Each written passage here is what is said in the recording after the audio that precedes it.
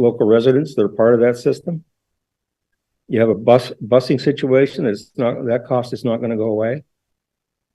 So I question how much you really would save by closing our school when you consider the cost that would actually be to the town itself and to the town's sense of being. So how much are we really going to save? I look at your paperwork. I don't understand any of it, and I don't pretend to. I'm just looking at it from a very practical standpoint and what the town has put into this building and into this merger. And we feel like, we're getting the short end of the stick, which is what everybody expected would happen sometime down the road. But, I feel like today is more like April 1st than November 1st. Something, we're just, a lot of people are really upset. And we understand. I mean, I knew this back last year. That there was nothing that we could do about it. We have 2 votes out of 9. It's not. I mean, I realize it's all based on numbers, but it really doesn't. It really doesn't do much for anybody's peace of mind. So that's all I have to say. Thank you.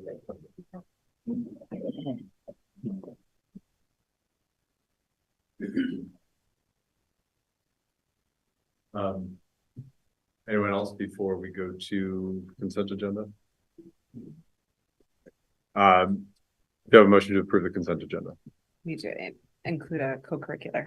And we need to include consent agenda with co-curricular included. I move to approve the consent agenda with the addition of the co-curricular. Do you have a second? Positions. Any discussion? All those in favor? Aye. Any opposed? Consent agenda passes. Jill, can we remind people that you also offered to open up public comment after the discussion? Yeah, no, I said that. Okay. So now on to board business, which is finance committee update and potential approval of first quarter report.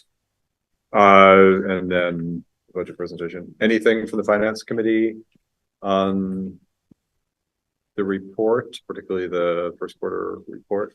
The outstanding part from the finance committee is the costs of repairs from the flooding. And that's an unusual piece of the current budget that wouldn't normally be there, but everything's being reimbursed, including FEMA will cover deductibles. So that's all seems good. And then there's some work from FEMA to do some improvements with the electrical panel that may be moved out of the basement in the high school here. Other than that, we had the fund balance still has the track money, $400,000 that we agreed to make available if needed for the fiscal year 24 budget. And then we're sort of projecting another 400,000 that may be available if needed for the fiscal year 25 budget. Any of those things could change. Any of the general fund figures remain to be actually spent. Well, thank you. And I'm just going to add a little commentary. I'm guessing we are going to probably want to take all of the reserve fund we can to help with the situation. I guess is that just because I know that's going to come up, but that is probably an idea that we will float seriously. I think Christina said that last year there was only about 78,000 used of the 400,000 that had been earmarked. So yeah, that's been the situation. It's likely to change. Yeah, that's definitely something we will consider because I know that question will come up. Should you have a motion to approve the first quarter report? I move to approve the first quarter report. No second? I'll second. Any discussion or questions? All those in favor? All right. Aye. Great. Libby? All right. Oh, we got Jake. Oh, hey, Jake. For the late Thanks, eye. Jake's not feeling well. Okay, let me share my screen here. I want to start, before we get into any of the numbers, recognizing that the information in tonight's presentation is very hard. It's hard to hear. It's hard to provide you as the superintendent, and Christina, business manager, who might want to come up to the table over here. Yeah.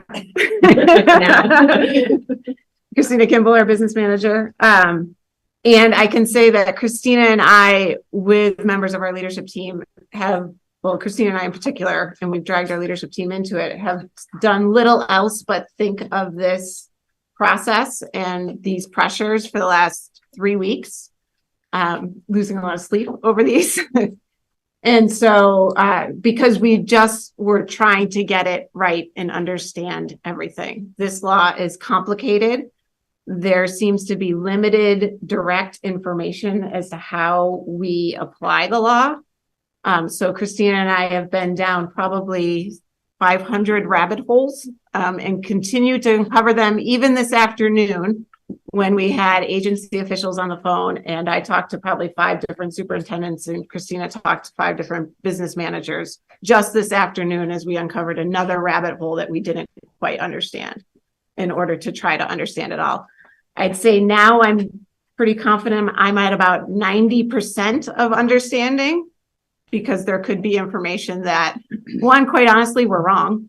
And 2, we just simply haven't understood yet because it's so complicated. So I just want to put that out to everybody, just in recognition that this is hard stuff and it's complicated stuff and it's a very different way of doing things, and that we have to get used to that, the new language and what it all means. So moving forward, the beginning slides here. How do I get rid of this one? Hold on. Get us off the, there we go. Oh no, you get the pictures off the screen. So. There goes the Thank you. Yep. And if people in the audience do not have the presentation, there's some on the back.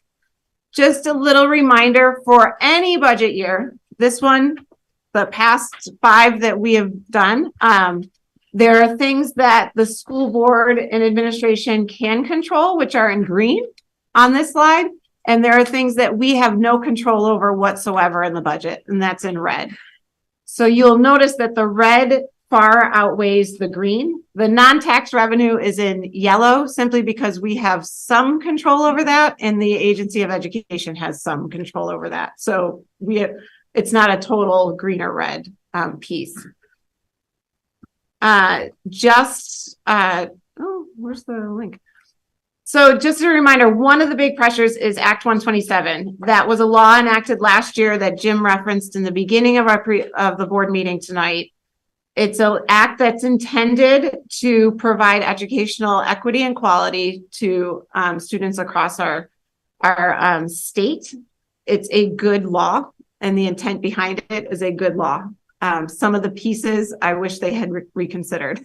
However, the idea that our weights were outdated and did not do what it needed to do for students, they were right on with that scenario. That's going to influence our district in a way that's hard. However, the purpose behind this law as is intended is good. So just keeping that in mind. There is a link to it there if anybody is interested in reading all the legislation. There's a glossary of terms. I'm not going to go into it totally. It's just for people's reference. These terms now roll off our tongues. And so if you need a quick definition, grab it here to this page in the presentation.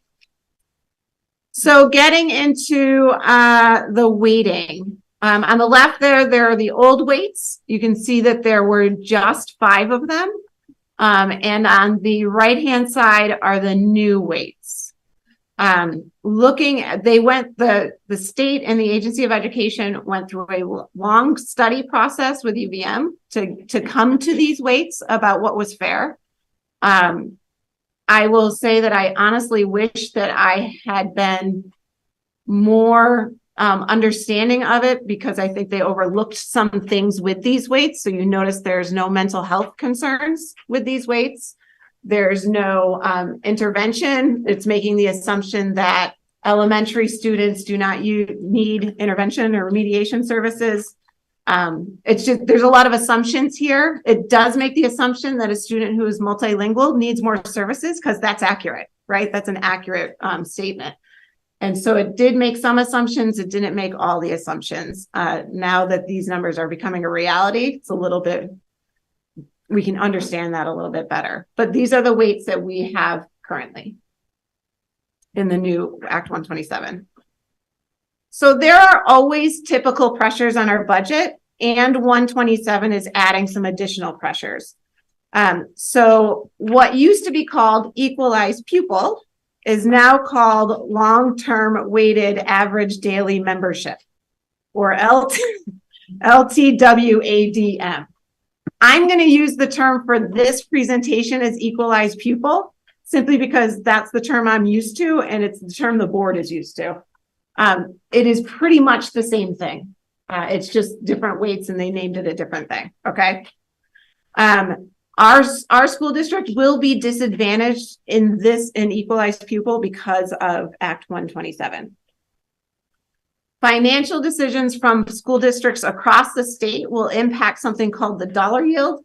The dollar yield is not unique to 127. I don't even know if it's mentioned in 127, but the dollar yield is always part of our budgeting process. It always influences our budget one way or the other. And it has to do with how flush the education fund is and how we can, Jill can make it even better than I can, but make it so a dollar is worth $1 in the eyes of the ed fund. Yeah, Jill? Sure. Okay. So the new weights will result in more equalized pupils across the state. This will impact the dollar yield most likely in a negative way because we'll be drawing more from the ed fund since we will have more equalized pupils. So the dollar yield will lower. It will come closer to that dollar. This number 3, while it's a typical pressure in our budget, it's not going to come into play too much in this presentation, and it's not going to really come into play while I'm making some assumptions there. But the CLA did some wacky things here in Montpelier this year that were unique to this fiscal year, and it was unexpected. This isn't going to come into play a whole lot. We thought it would, but with better understanding, it's not. That's what the CLA is. So CLA is the common, thank you, Jim, is the common level of appraisal. It's how our houses are appraised at versus what they're selling at or what they're actually worth. And so the CLA, I'll just go through this quickly, but again, it's not really going to influence our budget tax rate this year for reasons I will explain in a bit. But the CLA here in Montpelier was really low when we passed our budget last year. We passed our budget last year in Montpelier with a 74% CLA. Between the time when we passed our budget and when your tax bills came out here in Montpelier, the reappraisal had happened in time for the new CLA to come into effect for the FY24 budget. All the things we're talking about is FY25. So we made the expectation when we passed our budget last year that the CLA for Montpelier was going to help us this year because it was going to go skyrocketing, right? But that didn't happen. That actually helped you as taxpayers this year in fiscal year 24, because it went from what we passed as a 74% CLA in March to 113 on your tax bills, 113%. So that skyrocket happened this year, which is great. It was a lower tax bill. However, FY25, the CLA in Montpelier is expected to drop. So when it drops from year to year, that comparison, anytime it drops, that's going to increase our taxes a bit. But again, I'll explain why that doesn't have a significant influence as it would in a typical year. And the reason we're focused more on Montpelier with the CLA is because that is having a bigger impact. In Roxbury, it's not having it didn't and won't have as big of an impact. Yeah, the CLA doesn't move as fast in Roxbury as it does in Montpelier. Right. Okay. So Act 127 has some pieces in it that has more to do with than just the weights, that add some additional pressures and some additional reliefs, it should say. And I'm sorry if I'm talking really slowly, it's just because it's so complicated and I want to make sure that I don't just run it off. Our equalized residential tax rate, which is the tax rate prior to the CLA being calculated in, according to Act 127, is capped at a 5% increase through FY29. That's a relief for our tax paying base because that's a cap, right? That's saying it's not going to go above the 5% for spending. And so that's a really good thing for the next 5 years. So this is in place for 5 years until fiscal year 29. The ed fund, the education fund, will make up the difference between what we pass as a budget and what that 5% cap is. So they'll pull that in every district from the education fund, according to this law. In order to get our tax rate in fiscal year 30 to a reasonable and responsible fiscal number, we will have to continue to decrease spending for the 5 years so that in fiscal year 30, we are not really hit with an enormous tax bill. We think that could change. The cap, this 5% cap will hold, and we can rely on it as long as our equalized pupil or our long-term weighted average daily membership is below 10% increase from the previous year. Should we come over a 10% equalized pupil spending, the secretary can, it's not the secretary shall, but the Secretary of Education can look at our budget and what we've spent to determine if it's excessive spending or not. Whether or not that will happen is up to a big debate in all kinds of forums right now where superintendents live. But it is in the law that the secretary can make that determination if we come in over 10% equalized pupil spending. If they determine, if we say we're doing it, we're coming in over 10% and the secretary determines that it's excessive, then our taxpayers will be on the hook for the typical tax rate that is not capped at 5%. The cap goes away. And that's significant. So the tax increase will be significant.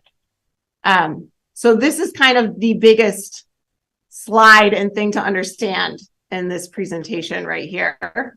And I know I've had to explain it out loud about a lot at this point, and then still I'm trying to figure out the best way to explain it, but it's just kind of to get it down in bullets and go for it. I'm actually going to ask Christina to talk to this slide. One of the things I asked Christina to look at, and I want to say, to make it really clear, we are making a lot of assumptions here because so many numbers can change between now and 5 years from now. You know, we could have middle income housing projects go up at the Elks Club or wherever, and lots of families move into that and increase our enrollment. We don't know what's going to happen in 5 years. The legislature could change this law in 5 years and change the weights. Like the dollar yield could do whatever the dollar yield. We don't know what the CLA is going to do. So I just want to put that out there that there are so many assumptions that Christina made on this slide that, and at the same time, I still believe it's an important slide to show simply because it shows that over 5 years, we can't keep spending the way we're spending and have a responsible tax rate at the end of 5 years. So Christina, you want to explain what you did in your nice, loud teacher voice? All right, good evening, everyone. So in this slide, what I did, I just projected that we were going to add $2 million to our general fund budget for each year. The blue line shows you currently from FY24 to 25 what a 5% cap tax rate would look like. So that's so that's what the blue line shows you, is just our 5% cap if we were able to stay under the 10% ed spending per equalized pupil. The orange line shows the new weights.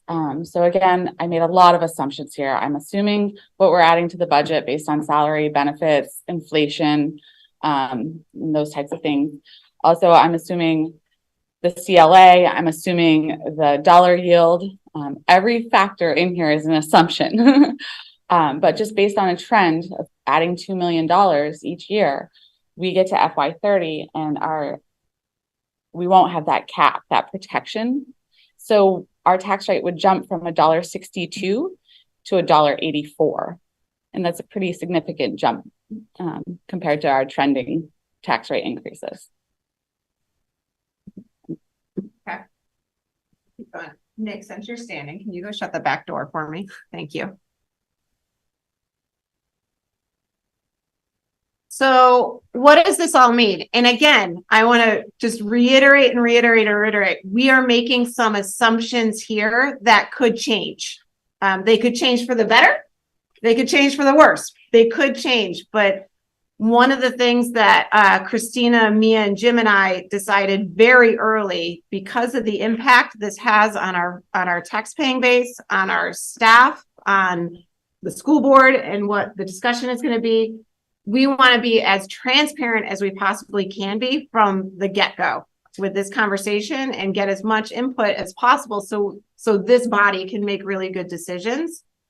With that, we are making assumptions. Okay, so we're making projections off of our assumptions. A lot of our assumptions are pretty good assumptions. When I say we've lived this for 3 weeks, we've lived this for 3 weeks. They're pretty good assumptions. Yeah, I just have to the budgeting process is always full of assumptions. There are numbers that can change. We do our best. Historically, we've done a pretty good job of arriving at assumptions that are within the range of where the true numbers end up being. Yes. So one assumption we are making, and the assumption is coming from direction from both colleagues at the tax department and the VASBO, which is the Vermont Business Managers Association, who work directly with the Agency of Education's finance department.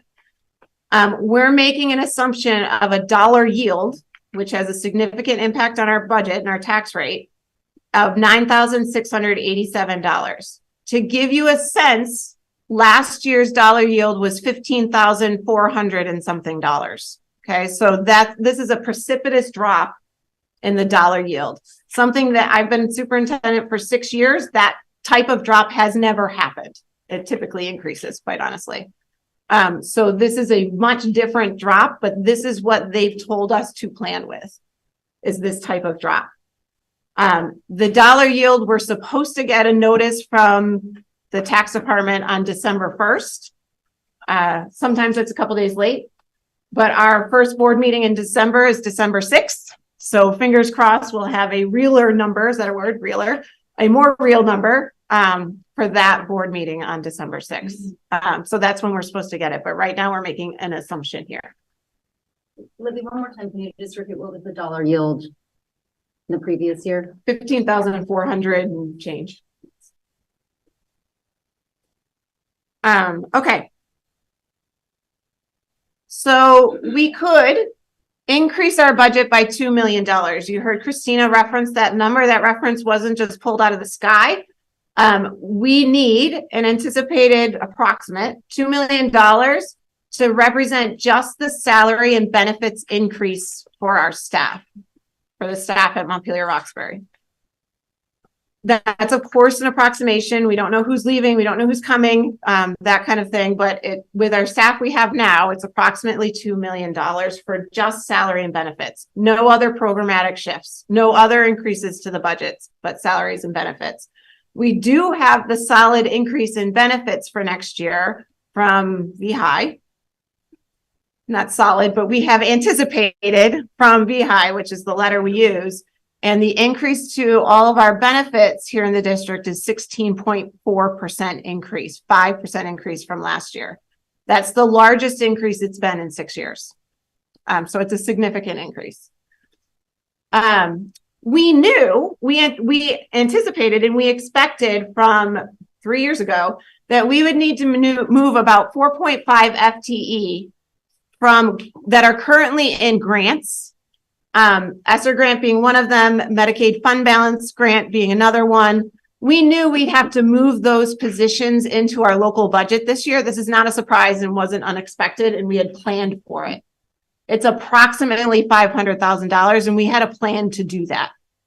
However, there's still this $2 million that, it's like decrease 5 million to get to the 2 million.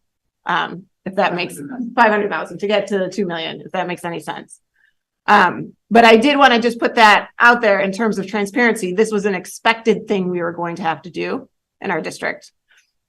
So with the projections, and that's underlined, and if I should have put it in like a bigger font, with projections and assumptions of the dollar yield and the CLA, the ed spending per modeled long-term weighted average daily membership or equalized pupil, the increase would be beyond that 10% if we put in 2 million extra in our budget. And just to reiterate, the 2 million is not adding, it is keeping pace. Right. It's not, we wouldn't be adding any programs or anything. It's simply what we've promised. It's what we've promised. It's, it's raises, it's increase in benefit costs, and it's, moving some positions from one source of revenue to another. Yep. It's not adding anything new, but it's also not taking anything away. Exactly. It's just presenting what we have. Yeah. It's Status quo. it's moving forward at the status quo. Right. So in red there up on the slide, that could, and capitalized could, trigger the potential meeting with the Secretary of Education regarding excess funding if we came in at that number. The projected equalized residential tax rate, which is the tax rate before the CLA is factored in, could be capped at 5% if it's not determined excessive. If it's excessive, it also could be 84.217% in actuality with our assumptions. So that means that difference between the 5% and the 84% would be made up by the ed fund. Every district would be doing that. Okay, so like every district in the state would be pulling more from the ed fund than we typically do. If, and that's a big if, that is bolded and it's underlined, if MRPS is determined to have excess spending, then the cap is lifted and the projected residential tax rate with no cap and after CLA could be very, very large. For Montpelier, it could be 108% or $3,650 increase on a $300,000 house. In Roxbury, it would increase 84.21% or $3,290 on a $300,000 home. It's significant if the secretary would come in and determine our spending excessive. And that's a big if, right? It's a gamble. So this is. I just want to clarify that is not taking into consideration the homestead. No, it's not taking into consideration the hometown practice property, which the percentage of voters in Montpelier, don't you? Totally put you on the spot there. I'm sorry. Blame them.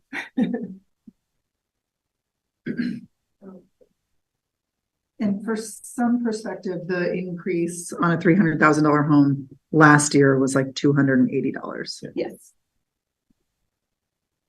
So for, for Montpelier, 1,895 homesteads, 1,200 are income sensitized when they pay their taxes.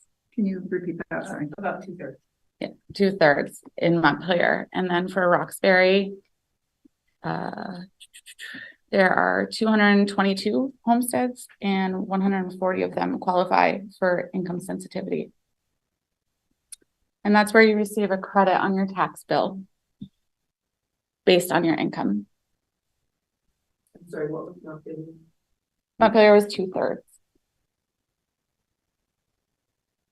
So another scenario is to increase our budget by approximately $800,000, assuming the dollar yield, assuming a lot of things. Another way to put that, though, is that if we need $2 million for our salaries and benefits, things we've already promised to our staff, we'd have to decrease our budget by 1.2 million. This would not cover our projected costs for salaries and benefits for our staff currently employed at MRPS. And we, the leadership team, would need significant direction from the school board to determine how to target that decrease. If we did this, Then the ed spending, I played with the math until I got the closest to 10% I possibly could without going over. And we're around 800,000 there. We come in under the 10%, so we'd be protected by the cap. They would not look at our budget at all. They wouldn't have a reason to. And so it would be capped at 5%, which is why you don't see the third row there, because it's a moot point.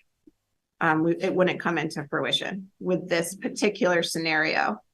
Now, I want to reiterate though, like the message that is very easy to get from this is, oh, we need to cut 1.2 million. A lot of assumptions are in this slide.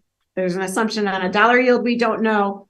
There's an assumption on the final LTW we don't know. There are some assumptions here that we still don't know.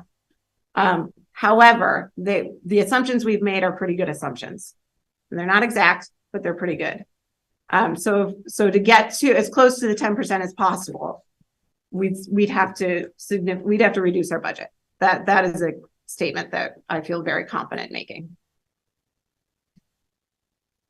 So Christina and I are suggesting a timeline revision in I guess it's the board policy for budget, for budget development. Typically, just so the audience knows who don't live and breathe this stuff, we typically present our first initial budget in the first board meeting in December to the school board. We provide a second draft based on the feedback we received from the school board in the second meeting of December. We hold a public forum in the first meeting in January for anybody to offer feedback. And then the board votes on the budget final, like what gets sent to the printers, the second meeting in January. That is the typical process.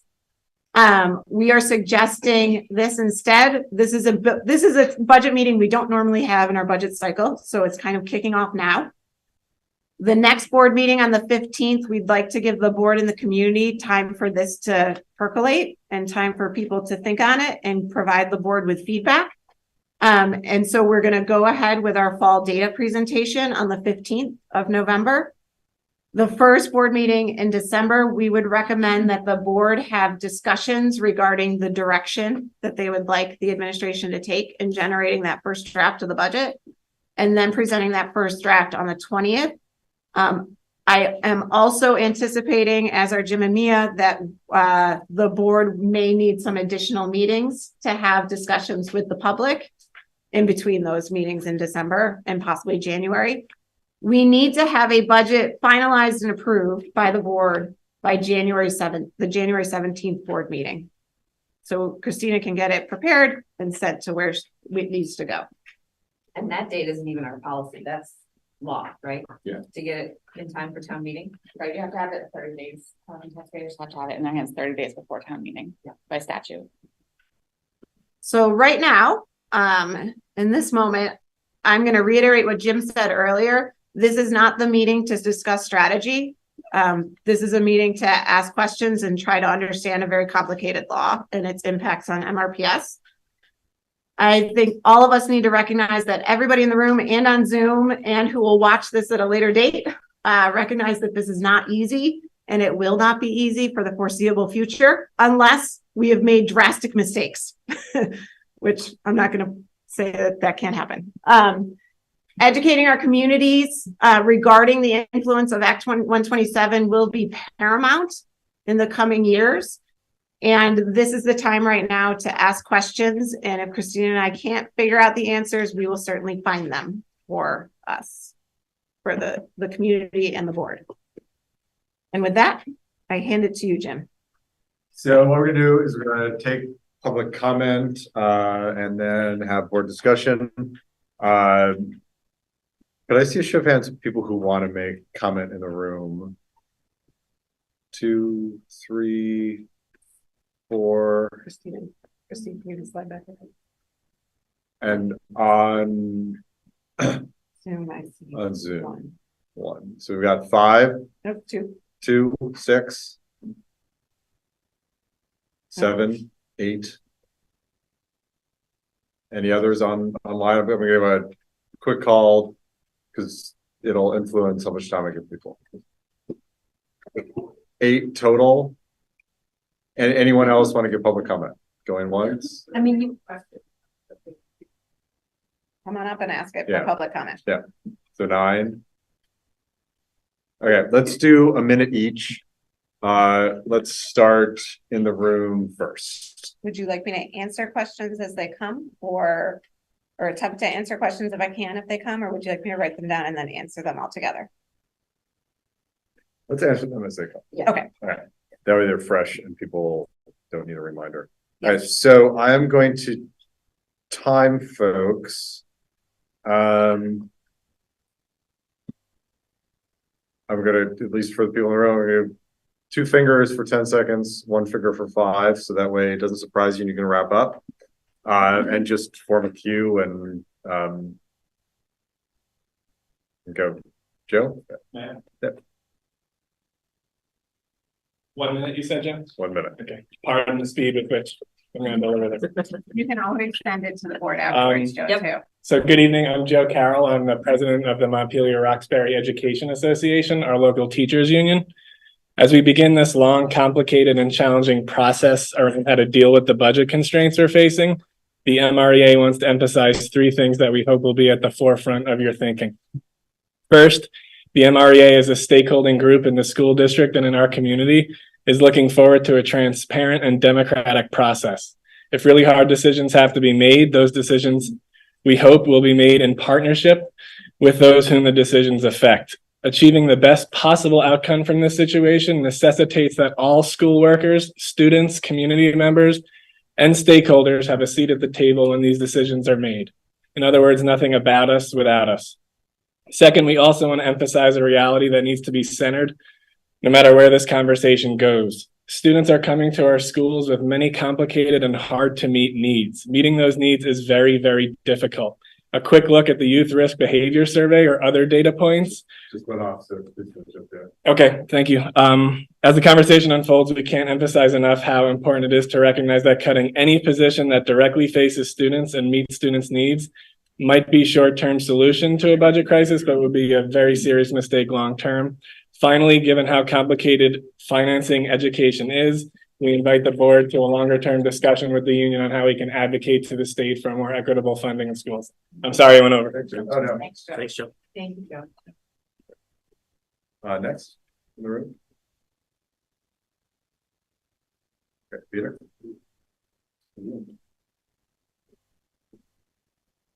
Hi, all. Peter Sterling from Montpelier. First, thank you so much for serving on the board. I know it's a lot of time and a lot of work, and really appreciate everything you're doing to keep our schools running. Just a comment.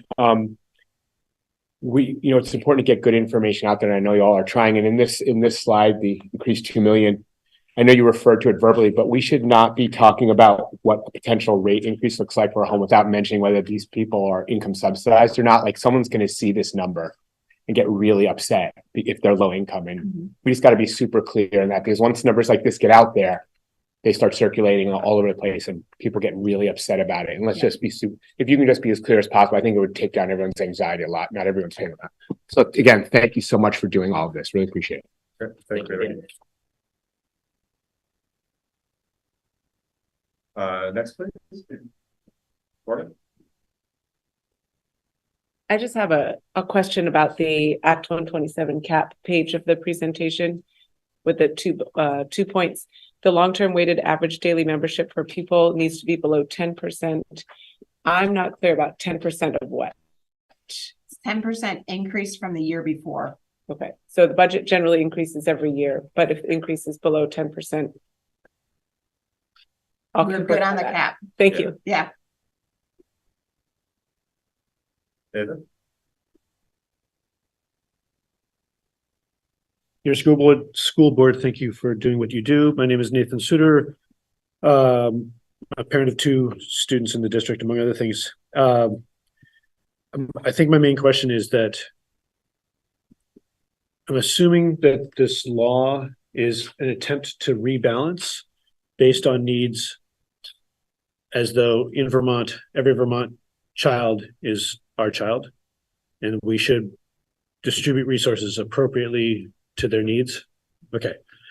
So one implication is that we have been benefiting for years from the waiting, and that it's our turn or something like that. Is that accurate? Not the latter thing. That's editorializing. But this is a rebalancing of how the statewide funding of education is used. That is accurate. I don't know if you can say we've been benefiting from it. I don't know if that's an accurate statement or not. It's just the way it was, you know, so it's just the way it was. Yeah.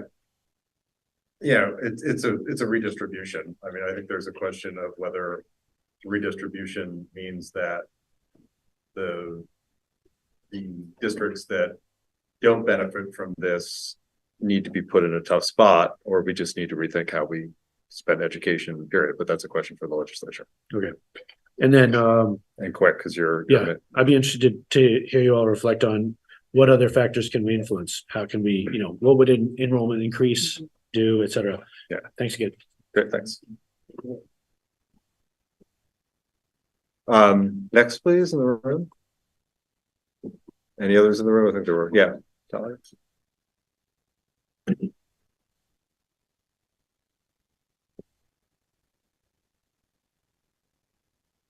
Tom Fraser again.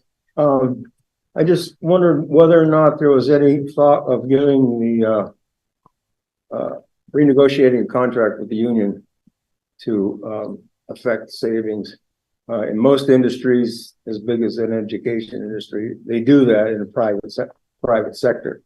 I realize you can't just lay off a bunch of people like they do at X or someplace else, but usually they ask the union as a buy-in for the cost of doing business. And maybe that's something, I mean, I just quickly perused the salaries in the school district. I don't think anybody's starving. It might be a good idea rather than having to close facilities or cut programs. Yeah, no, thank you. And again, we have, you know, this is the information session. This is not, nothing as of yet has been put on the table specifically. Yeah, I understand. James. I don't believe it's my hand, so if there's others. Oh, I don't know. Are there others or? It's yours. It'll be very quick, and it's really just a question about where we can send questions. I have several I wouldn't want to bother folks tonight with, but is there a formal process or place to send questions on the process? Is it simply sending to the school board email? I would send it to the school board email, and then I'm on that as well. And if the school board doesn't mind, if it's a question I can answer quickly, I will answer. Yeah. I will answer it. Okay. And I should put, for me personally, I wouldn't be expecting an answer directly from you. It's more putting them into the hopper. If I can answer it, I will. Future. Yeah, thank you. Thanks. Anyone else in the room? Moving to the screen. Let's just do it in order. Jacqueline, please. And again, introduce yourself for the camera. And when you're ready, why don't you appear with the mute button off, and I'll hit the timer.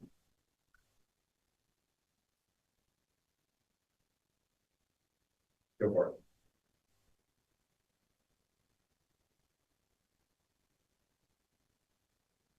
You have audio? We're not getting sound. She's talking yet. No. Jacqueline, did you hear that he called you to speak?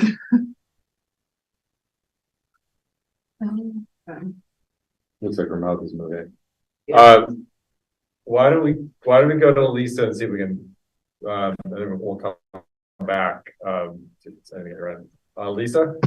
Yeah, sure. Thanks for taking this. I have two questions for y'all. First of all, will there be any public availability of the questions that other people send in the answers, or will those just go into like a private discussion so that other people won't know the answers? I'm saying if 20 people write 20 questions, will you post those questions and the answers to them is one question. And the second question is,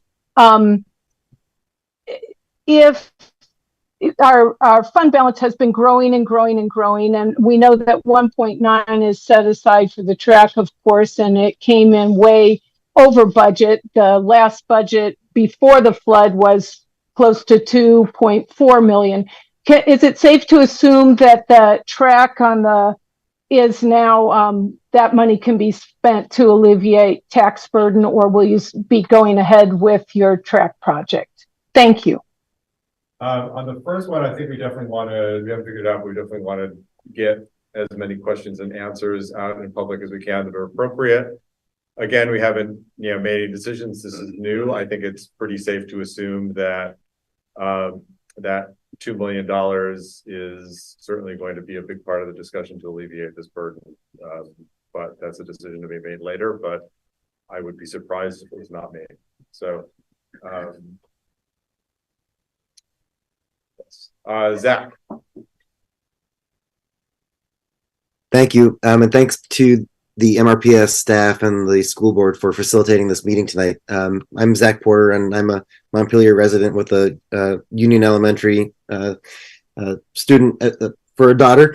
And I am just wanting to ask a question, which is that, the presentation tonight, and I realize that, there's probably going to be more kind of strategic considerations brought up at future meetings. So maybe I'm getting ahead of myself, but the way that the presentation was given tonight, and I don't mean to presume that this was intentional at all, it put the focus on the teacher or faculty or staff, pay increases as kind of where the issue is, that's the money that we need to be looking at here.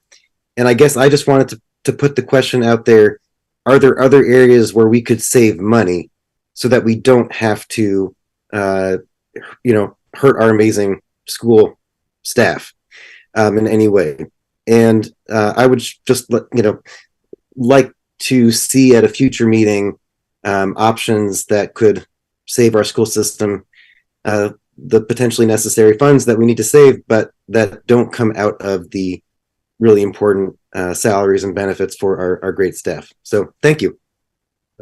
I just want to comment on that. I think the $2 million is presented as just a reality of kind of where of the costs that we have already committed to. I mean, I want to say I was part of the negotiating team that worked with Joe and the teachers.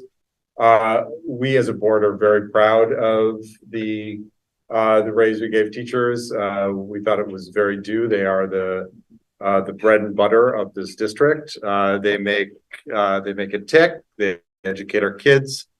We value that. That is simply a number we are committed to, but we honor that commitment, and that is a commitment that the board was very glad to make. Our teachers got a bump. It is very well deserved.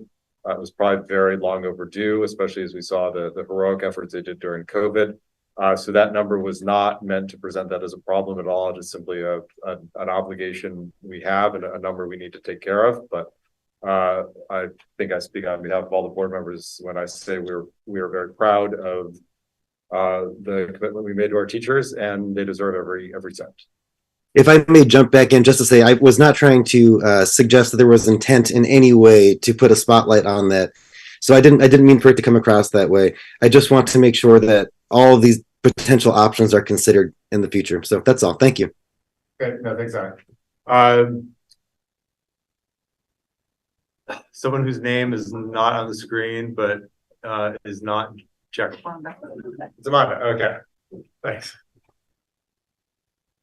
Amanda? Yes, thank you for allowing me to speak today. I want to just bring up that because there's a lot of assumption, it's really hard to sit through a presentation that is based on a lot of assumptions, and I know that some of it is out of your hand. And I just really want to encourage a transparent democratic process as well. I am thinking a lot about the teachers, but also thinking a lot about Roxbury student who some of these policies or like these laws are also for them. So I just want to, I'm a little concerned that that's where we're going to jump and that we're talking a lot about basic assumptions. And I know you're not bringing a proposal today, but I will really love to see a process that is transparent for all of us, educators and students and families, and also to ensure that the presentations are a little more plain language for some of us that don't understand a lot of the numbers and things. I think it's still up here, and I think we can benefit from lowering that threshold. And I just want to appreciate all the educators that work so hard for our students, and hope that they are untouched. Thanks. Yeah. Jacqueline, have you fixed your audio problem? Do we know? We can't hear you. Are you muted? Jacqueline, can you hear us? So Yeah. my Anna behind the scenes thinks that when you connected to Zoom, you didn't connect to the audio part. So can you allow Zoom to connect to your microphone? That might be the problem. Or just sign out and sign back in. You usually hover over the controls, and in the bottom left, there would be like a microphone looking thing and a little arrow, and you would click on the arrow and it would tell you, you would have options of how to join audio. Sign back in.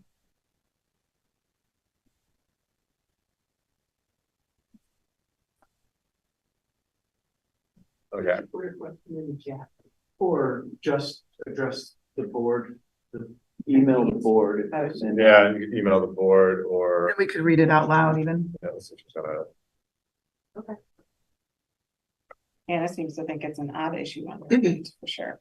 Gonna try to call back in. Sometimes it's headphone related too. Yeah. I think we can start the board discussion, and then if Jacqueline comes back in, then we can certainly have her jump on. So not sure how to start this.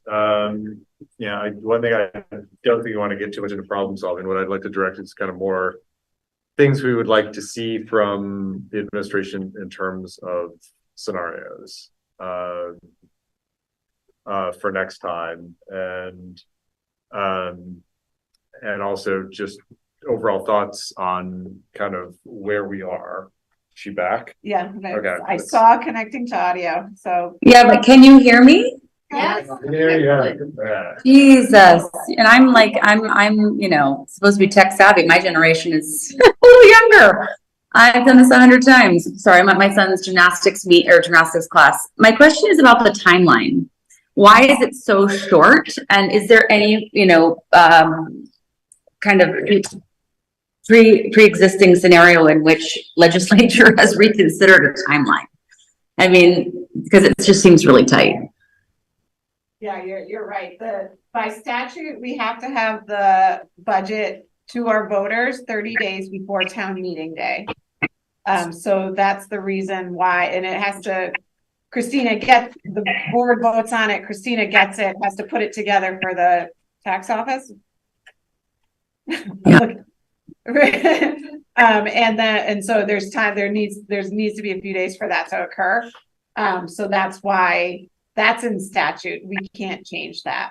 But assuming that other communities are having this same kind of shock scenario, I'm assuming that across Vermont, every other superintendent is like, what is happening? Is there no way that we can, as a community or group, go back to ask for more time, or a way to, this is a big cut, and it's not just us, we're not alone. You're right on that. We are not the only community or school district who is influenced in this way. So you are right on that. And I think Jim has already asked our legislators to come meet with us. Yeah, no, I've asked our legislators to meet with us. I mean, the way I would take it, I urge everyone in the room, you know who our legislators are. If you want their names, you can email me, I'll provide them to you. I spoke to one today, but I'm just wondering what, just curious. Sorry. Actually. This is all for the kids. It's a timeline we have to work with unless people work on it. So I think that we need to assume that this is the timeline we need to operate under. As Libby showed, the consequences for potentially thumbing our nose at this are huge.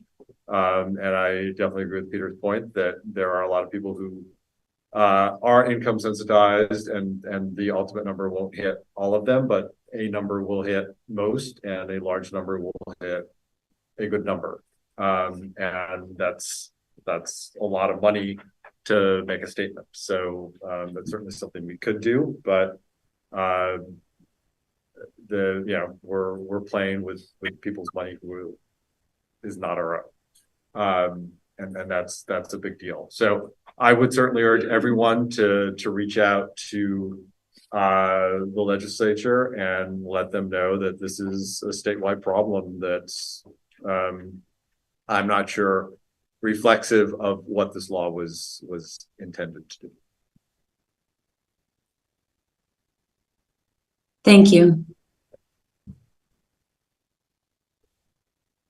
I'm just gonna make a suggestion Yes. for how to manage the board discussion, which is maybe just like start at one end and give everybody a chance to ask any questions they currently have. And then maybe if Kristen asks the same question I have, you skip me. But just to like, I'm sure we all have questions. Yeah, absolutely. Go on down the line. Yeah, let's just do top questions and reactions, and then we can do a little more round robin. So start with Kristen. Yeah, I think it's been a hard week. I think everybody up here, I think our leadership, Libby, it's been a really hard hit in the last week, just trying to integrate this information. I'm feeling for all of you, and the mind-bending nature of school budgets is really challenging. And then, with this added in, it's even that much more complex. I would wonder what analysis can be done in terms of what exists in any and all rainy day funds that we have, while maintaining our fund balance that's required by our policies. But just, could we analyze our budget and see where do rainy day funds exist and what do they amount to, and how do they measure up to the savings that we think we need to achieve at this point based on all the assumptions. I would also wonder, and I think it would be helpful to us and likely the public, just in terms of when we can expect certain assumptions to solidify, when we know when we're dealing with real numbers. Obviously we're talking about cuts, but I think when we have more solidity around those numbers would be really helpful. And yeah, I think there's just like a lot of shock and awe here. And I think that as a board, I can recall when we had the consortium of folks that came to us about this act, and that I think we all believed in it in spirit and concept. And I think we voted to actually join that group. And I think we do very much believe that, equity should be front and center in terms of our educational priorities. Being from Roxbury, and I think the big elephant in the room is certainly, what is the fate of RVS? This has been on people's minds since the beginning of the merger and leading up to the merger. And I think that the idea that could be considered as a viable pathway, and that we are looking at a potential timeline of, really, we're talking about 6 months to cooking a budget. And if that could be something that's considered and decided upon for our community, it feels outrageously fast. And I don't believe we can have an adequate process that involves, community engagement. I think oftentimes, there's decision A and there's decision B, and the best decision often, lies somewhere between C and Z. And so I'm concerned that, this incredibly quick timeline is going to undermine the outcomes. And I think it's not how this board likes to do business. I also understand we have some very significant, possibly repercussions if we don't comply with the law in their time frame. But I appreciate it. I think it was Joe's comment. Is there something that we can collectively do on behalf of the district? I find that it's very important right now for us to reach out to their legislators. I do not believe that, if we were to talk school closure for the community of RVS, and I know we're not getting into, solutions and strategies tonight, but it's an elephant in the room and I feel it needs to be addressed. And I don't think that we have time to waste. But if that is a potential consequence, I think our legislators need to be aware that the act may have a very unintended consequence, even just for consideration, but they need to be aware of that potential. And I think it's a disservice to them to not inform them of it. So I think for now, I'll leave it at that and pass the torch. Thank you. I had the benefit of peppering about a half hour's worth of questions on Libby right before the meeting. So, yeah, I want to reiterate. So one thing, I think we're dealing with a lot of uncertainty, which is different than assumptions. And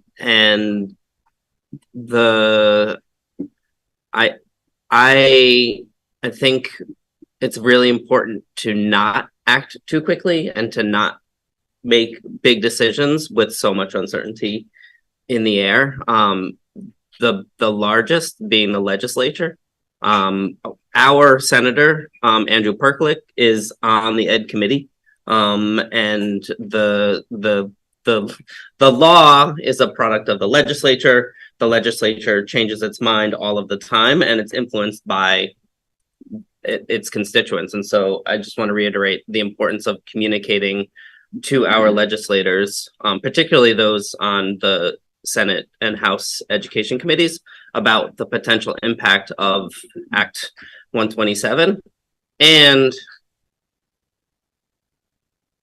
to go back to the uncertainty thing, Libby, we're not the only ones. You mentioned there's a bunch of other districts, big districts in the state, who are dealing with the same issue, who again are telling their constituents the exact same thing. And so I think it's important that we recognize that the act as it is now is not what it's going to be necessarily in 1 or 5 or 10 years. And so it behooves us to influence the direction.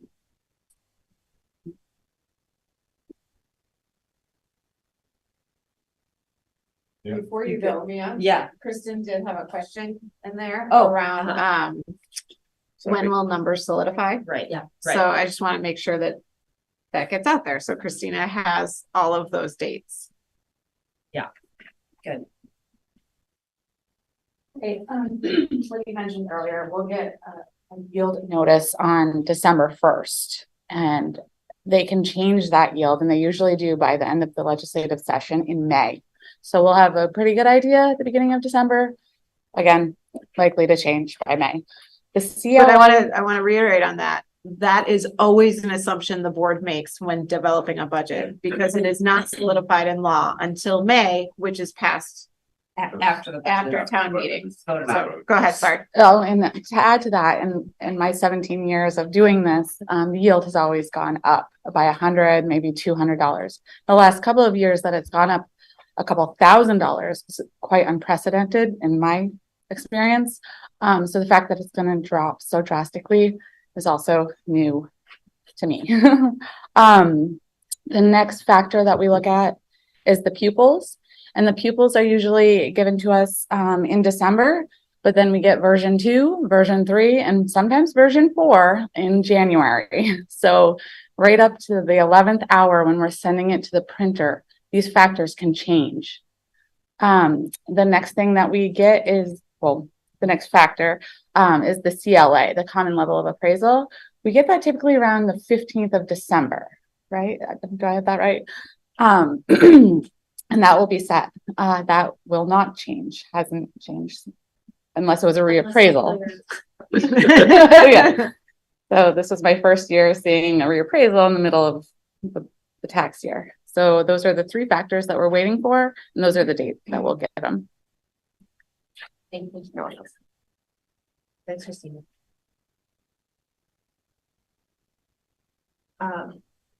Thank you, Libby and Christina, for putting all this work together. I also want to say thank you to everyone for showing up online and in the room, because we asked you to be here and you showed up, and that's pretty cool. Just gonna leave it at that. I have some numbers questions for maybe Christina, maybe Libby. If the budget were to increase by $800,000, why would that be a just under 10% increase on a budget that is actually like a $26 million budget? Because $800,000 isn't 10% of 26 million. Our budget isn't 26 million, it's 28 million. Okay.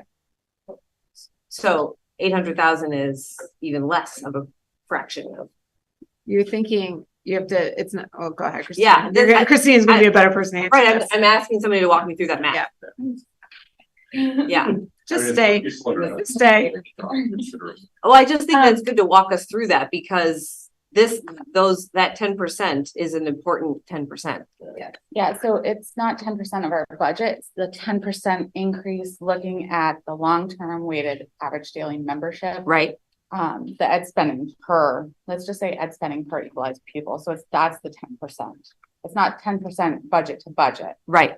If we looked at a increase budget to budget, just looking at the only factor that the board has control over, that increase of 2 million, I'm not going to use the 800,000. Okay. Is 6.92. Right. That's the actual percentage increase, just budget to budget.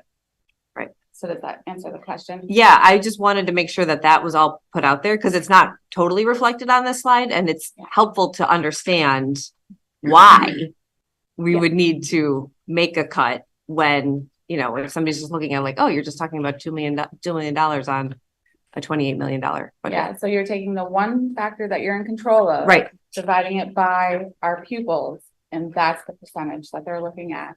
And I would say on top of that, some communities talk about just the budget to budget percentage increase, and they don't go through this whole exercise with all these assumptions.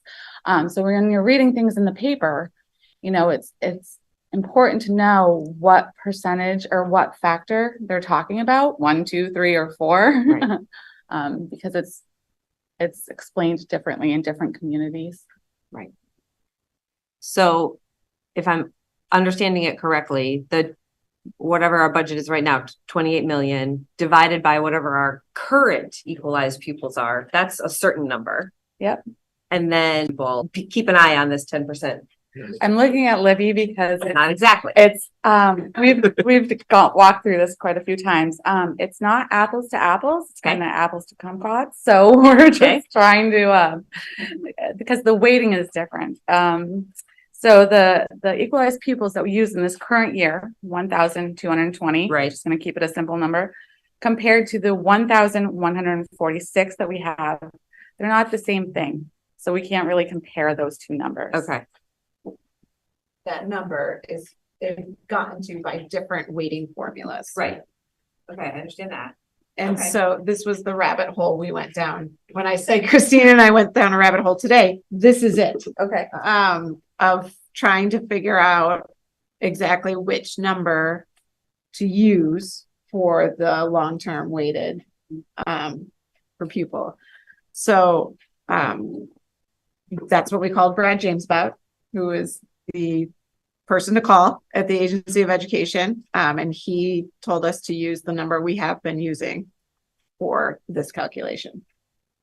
The new number, which is the 1,100. Right. It is the long-term weighted average daily membership from FY24 multiplied by a factor to get it to apples for the equalized pupil. Okay. And that in and of itself is why we need to consider such a big cut in our budget, because it's not just the stuff that we can control. It's these other, it goes through all of these different formulas. Yes. And so the weights and the caps are the things that Act 127 influenced, or those were in Act 127, right? Yes. The dollar yield was not in Act 127. Correct. Is that correct? And the dollar yield is the decrease in the dollar yield is the other thing that is significantly impacting our budget currently. Yes. Continue. And yes, the CLA. And the CLA. Right. Yeah. Right. Which we're expecting to not have that big of an impact on our budget. It's dropping. If we're capped, it won't have as much an impact. Okay. The dollar yield is significantly impacted, and this was something that I don't think those of us in the field were aware of when the new expecting, that's a better word. Yeah. When the new weights were announced, the dollar yield to fall so big. Right. And the dollar yield is impacted by 127. Got it. It's not, it didn't show up in the law, but it's impacted. Yeah. By 127. I Yes. see. Okay. Okay. Those are all of the questions I have for right now. I'm trying to wrap my head around that in a month, the administration is going to need some kind of direction from the board, and I can't quite figure out like what I need yet to know in order to be able to, as a board member, provide direction. So I don't have any more questions on that front. I think I'll just say I definitely understand the frustration felt at this table and in the room and online and by the people who are watching at home. And I understand the desire, the need, and I think I agree with the need to educate our legislators about this. I don't think it is realistic to expect Act 127 to change. Certainly not in time for us to establish a budget for FY25. No. And I also think that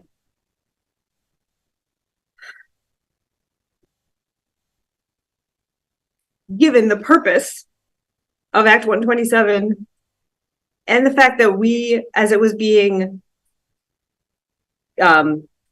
designed, said we absolutely positively believe in the need to equitably educate every single student in Vermont, not just every single student in Montpelier-Roxbury, I would caution us from going to the legislature and saying, you need to change this bill because it is negatively impacting us. This is really hard, but it's also the right thing to do. And so I'm not ready to like join the torches and pitchforks yet, headed to the state capitol and say, this law has to change. Yeah, no, well said. Yeah, I think it's the right thing to do. I'm not sure it's the right way to do it. I have questions about, I think another political problem we have, frankly, is our governor, who I don't think is going to be sad to see districts cutting from education.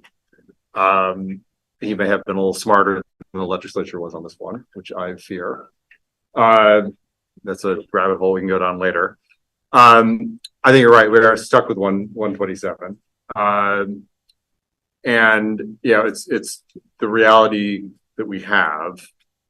In terms of things I'd like to see, and I say this as someone who was on the merger committee, who strongly supported the merger committee, who got to know members of the Roxbury community and know how important that school is to the community.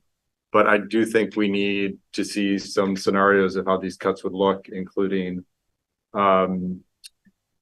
changes in facilities and also changes in personnel, and not just how they look from a monetary standpoint, but how they look from an educational standpoint, because one of the places I do not want to go is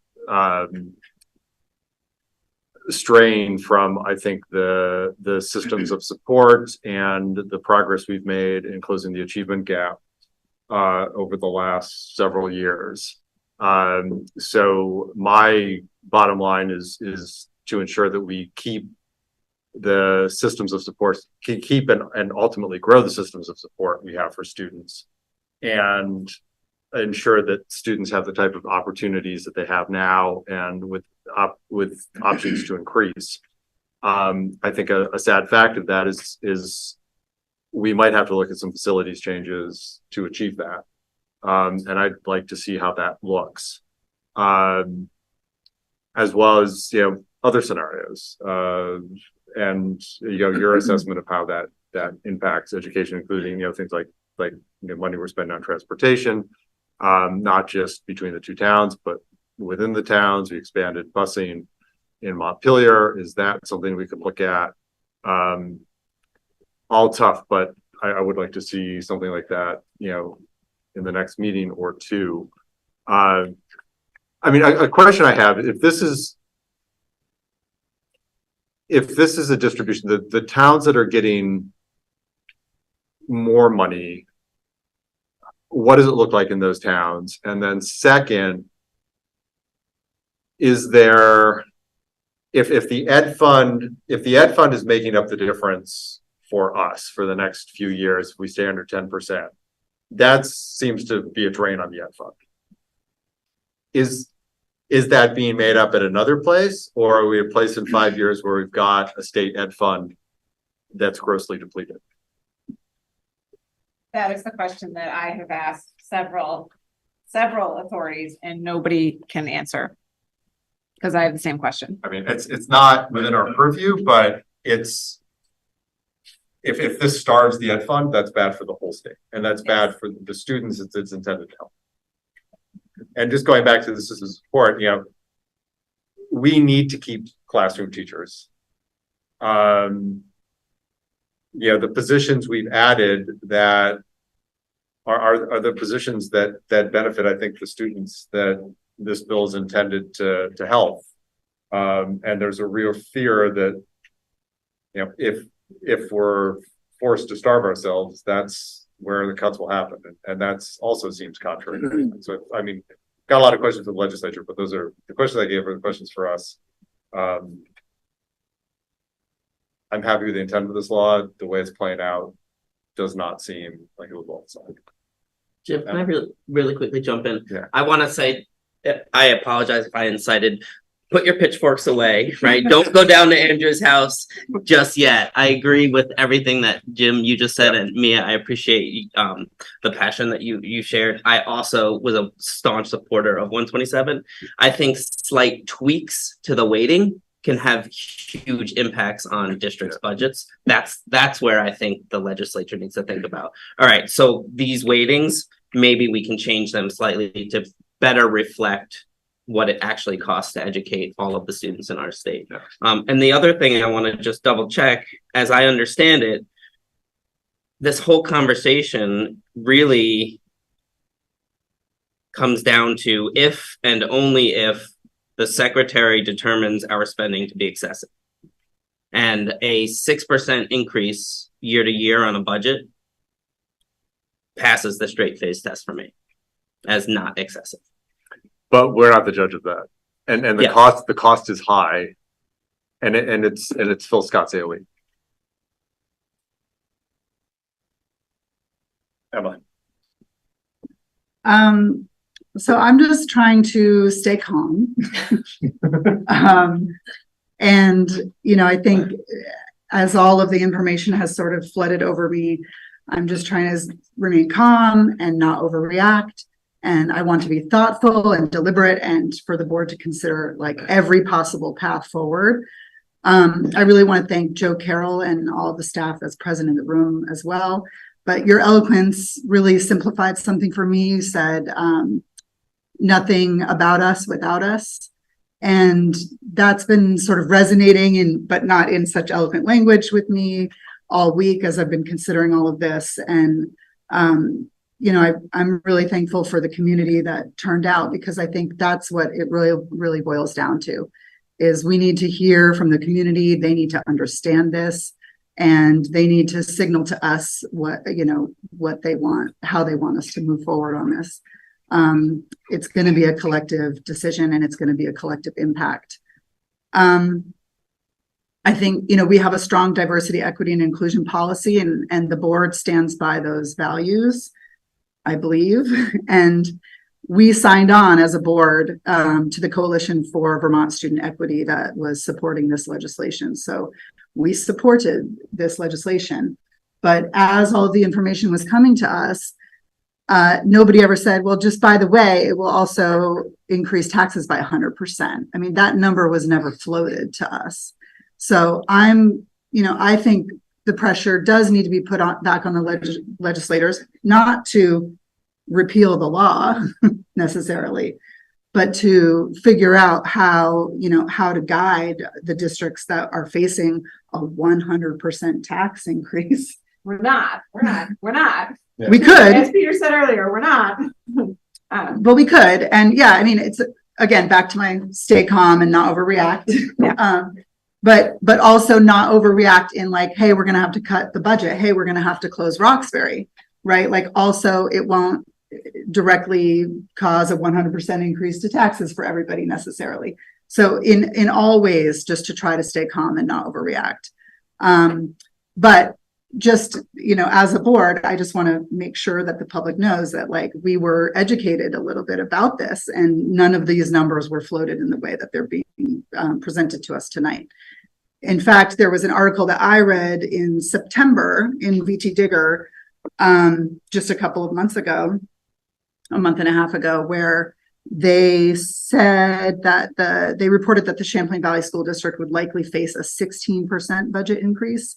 And so then we're looking on this piece of paper at a 84% budget increase. So those numbers just don't make sense to me. I don't understand how in September, yes, an answer. Yeah. Those are the same two percentages. Okay. They're budget versus tax rate. Yeah, it's budget versus what you just stated was budget versus tax rate. Okay, so the quote from VT Tigger was that their budget is increasing 16% is what I heard you say. Okay. So it's budget to budget is what they're looking at. So our budget would increase 6%. Our budget's only increasing 6.9% if we were to add $2 million. Okay. And the percentage on there is the tax rate. This is where we all need to go take a little math lesson. Well, that's what I was speaking to earlier. That's what's frustrating is because people hold different things. Right. And that the messaging is out there and it's easy to misinterpret that messaging. So that was one of my questions. Thank you. You are 100% correct with that. That it's easy to misinterpret. Yeah. What is coming out in the papers. Well, and have any of the legislators responded and said, yeah, we ran the numbers and we knew that this would be the impact. And so I'm not sure that I have not, if they did that, I want to be clear. If they did that, I have not heard them say that. Right. So I just want to be clear on that. So I'm just wondering if this might also be sort of new information for them. I'm thinking this might be slapping a lot of people in the face right now. So I had a question about the weights increase on the chart, the graph, and how it increases every year. So I guess I'm assuming that I have a misunderstanding about it. But if we're losing 76 pupils because of the new weighting, how does that keep increasing every year? Are we likely to be losing pupils every year, or will the impact in years 2, 3, 4, 5 be less because we're taking that initial cut of 76 pupils this year, and then in the following years it will be less? Yeah, so historically we've lost pupils, right? We always talk about declining enrollment. This is a big hit, but then I think your next year you'll still see a small decrease. It just won't be such a huge hit like it is now. We're in a transition year, right? So we're going from apples to cucumbers, and it's a big change. And then when we go cucumbers to cucumbers, we're going to be a little bit better off. So can you explain, I mean, this is the first time I'm seeing the graph, but can you explain why the new weights number just keeps going up at the same rate? That's not the weight number. Oh, I'm sorry. Which slide are you? It's labeled, it's orange and it's labeled new weights. New weights. It's the tax impact of the new weights. It's not the new weights going up. It's the tax impact with the new weights that would go up. But go ahead, Christina. I guess that's my question is, if we're losing the 76 pupils in the first year, why would the tax impact of the new weights go up every year at the same rate?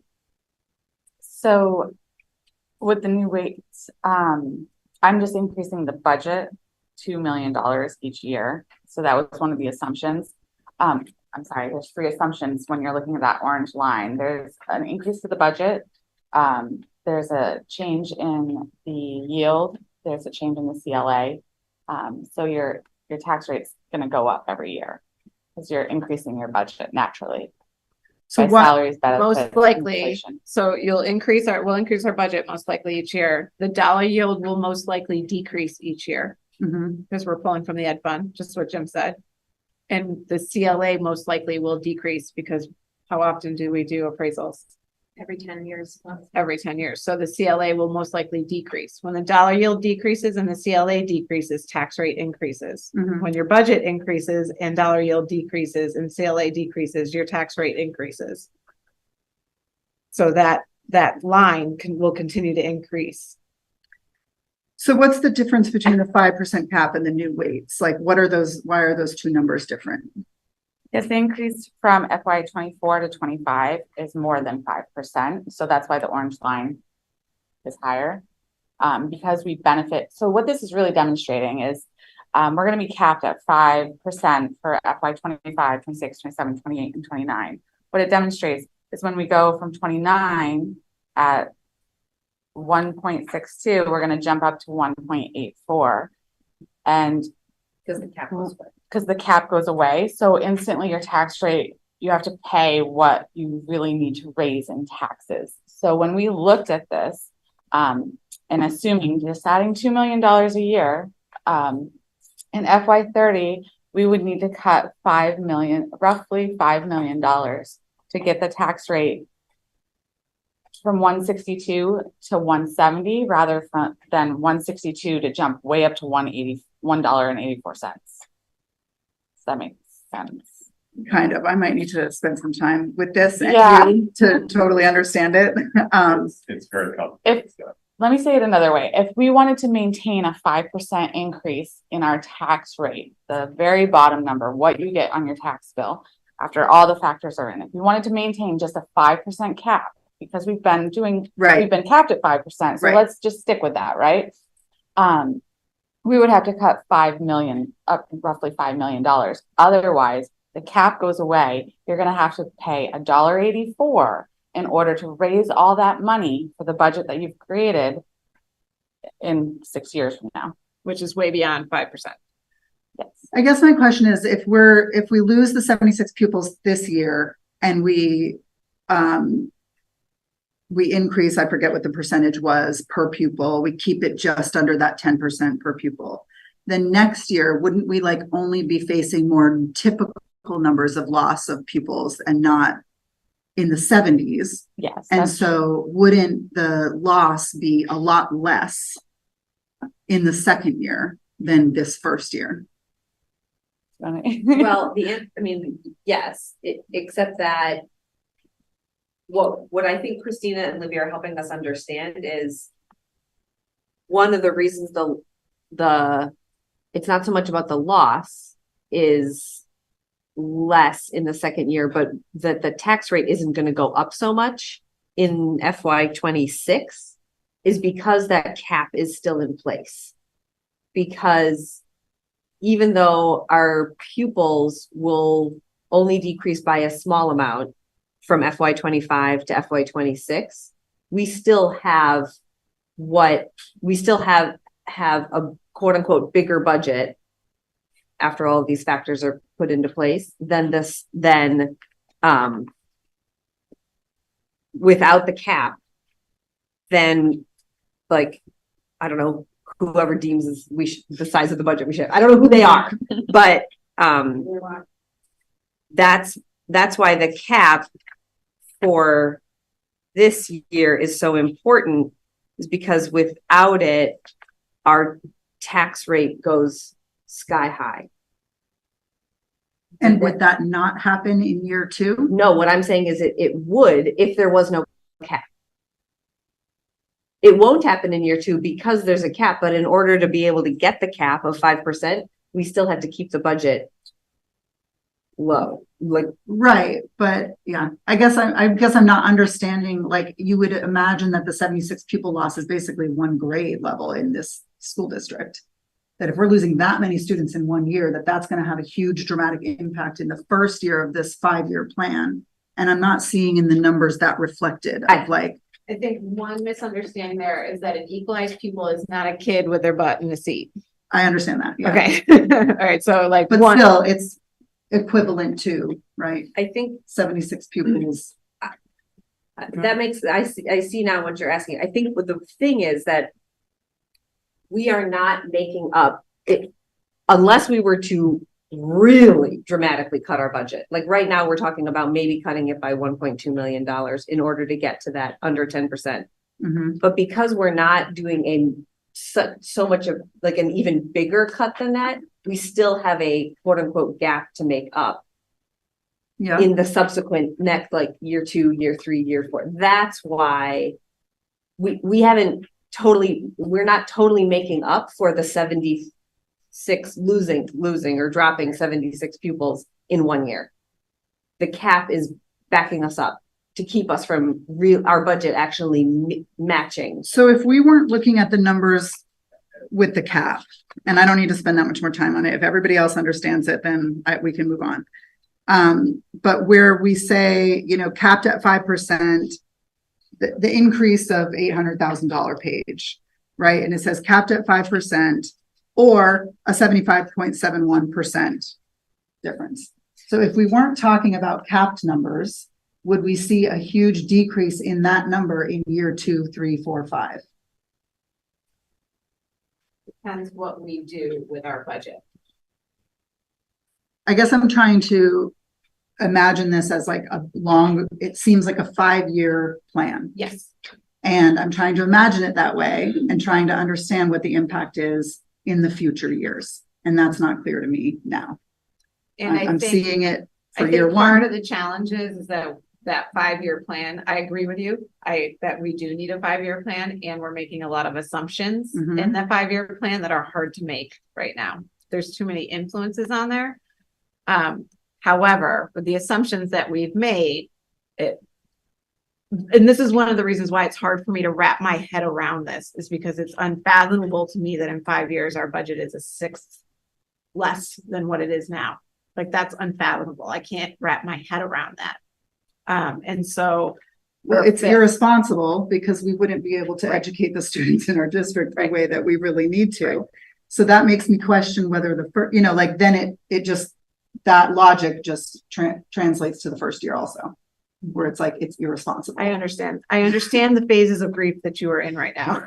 I have been there myself. Well, I don't know that it's necessarily a phase of grief. I think it's like just logistically that doesn't make sense to do that for 5 years. Agreed. So, well, I think what it's doing is spreading one big chunk of pain over 5 years. Yes. Plan for 5 years. Yeah. And then, like Neil, you said it great, but explaining that we're being protected and buffered by that 73 people loss over 5 years with the cap. It's buffering us from that. Yeah. You're not paying the full cost, the full tax rate that needs to be generated to raise those taxes. So it's a 5-year protection plan, and then yeah, then you'll see the big hit. If the weighting is the same in 5 years from now. The same. Yeah. Yes. Yeah. Of course. I have follow-up questions, but would take too much time.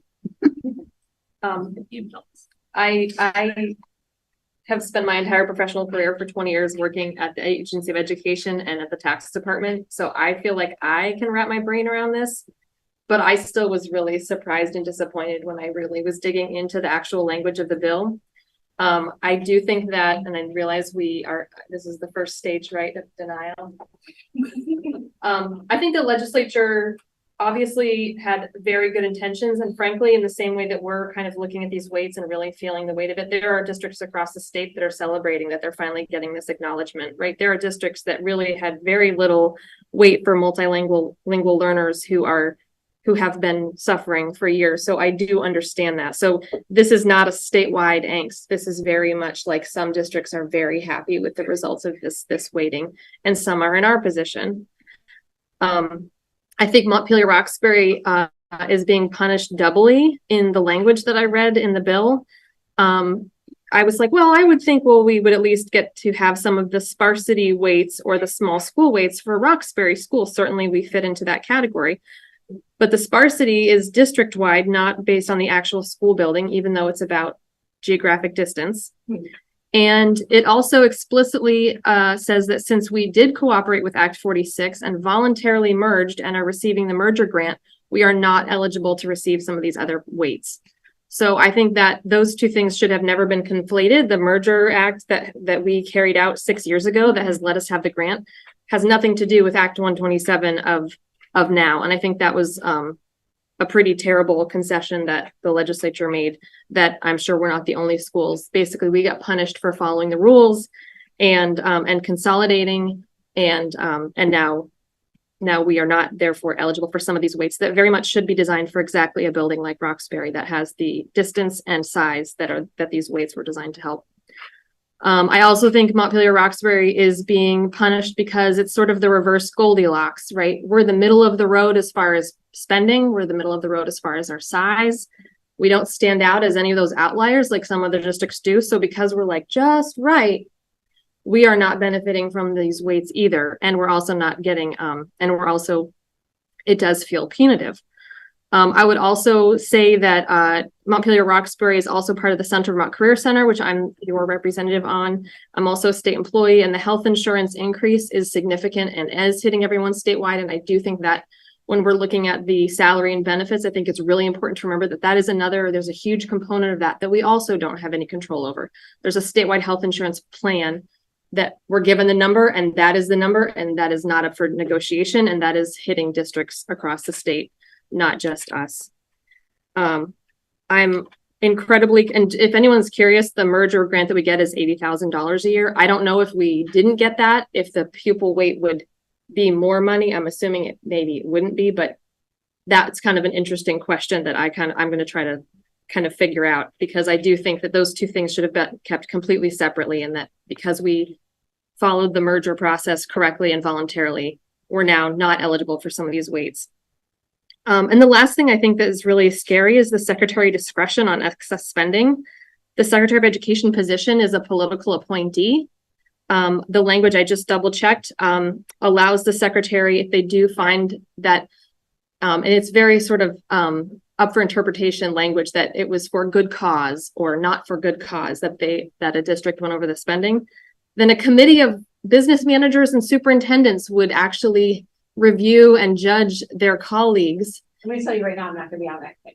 I'm not volunteering, and I'm not Christina. That feels incredibly unhelpful and wasteful and politicized and against the spirit.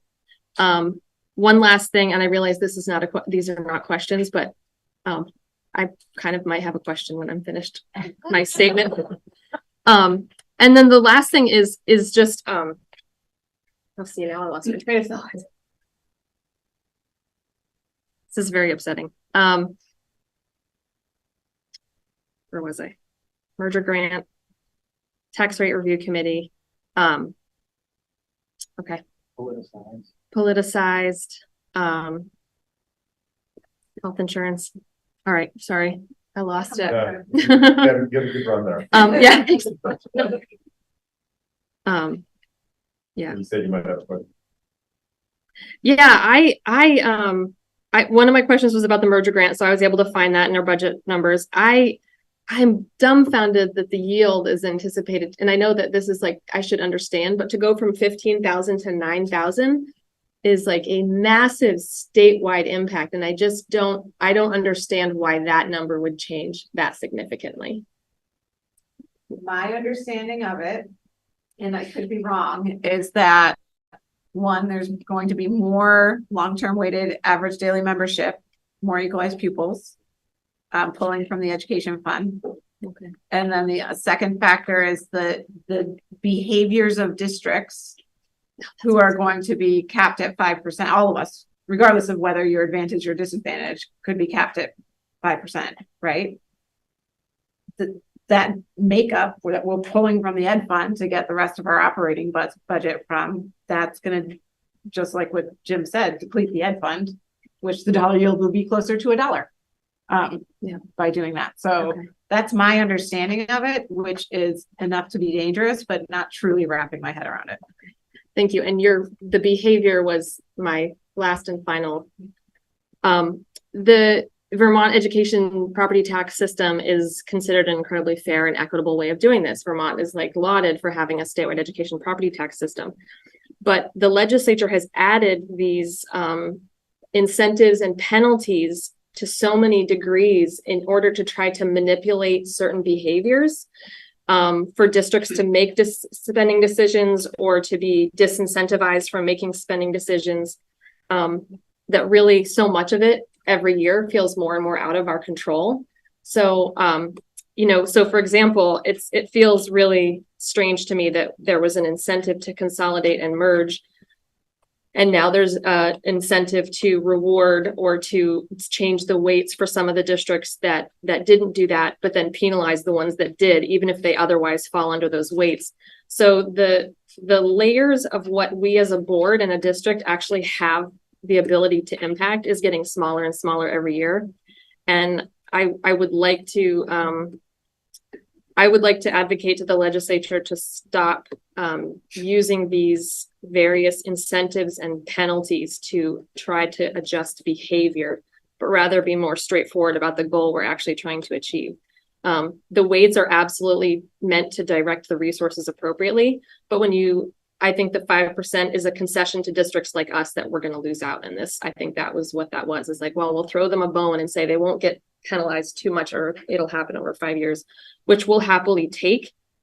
But again, there are very few parts of this budget that we can change. And I feel, as a Montpelier resident for 20 years and a parent of a student who's now been at 3 of the 4 schools in this district, that this district does not excessively or irresponsibly provide services to our students. I think we're very responsible and very much middle of the road as far as our size and our spending. And I really feel like we operate under no frills. So I'm disappointed that we are being, I feel, penalized for that Goldilocks line we are threading where we're just right.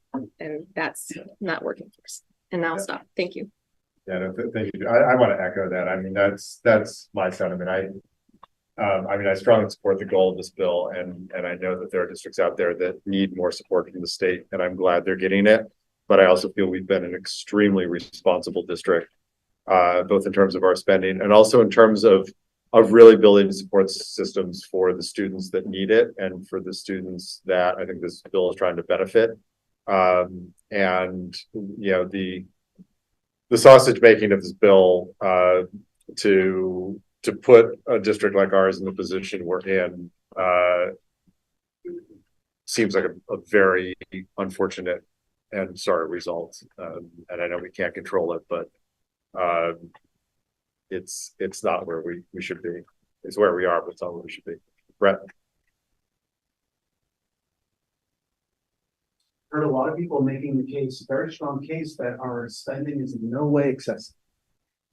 In no way could it be considered excessive. And you know, there's nothing in this presentation about the next 5 years. There's a little bit on the graph, but I heard last week at the end of this, we're looking at a $7 million cut. Now I'm hearing it's a $5 million cut. A lot of numbers are changing as this understanding evolves. You know, are we basing the 5 to 10% on what our equalized pupils were in 2024, or are we basing the 5 to 10% equalized pupilized calculation based on numbers that are where we've lost 74 students? I don't know whether those are and I hear that there's a factor in there, so I guess it's kind of the same if that factor is involved.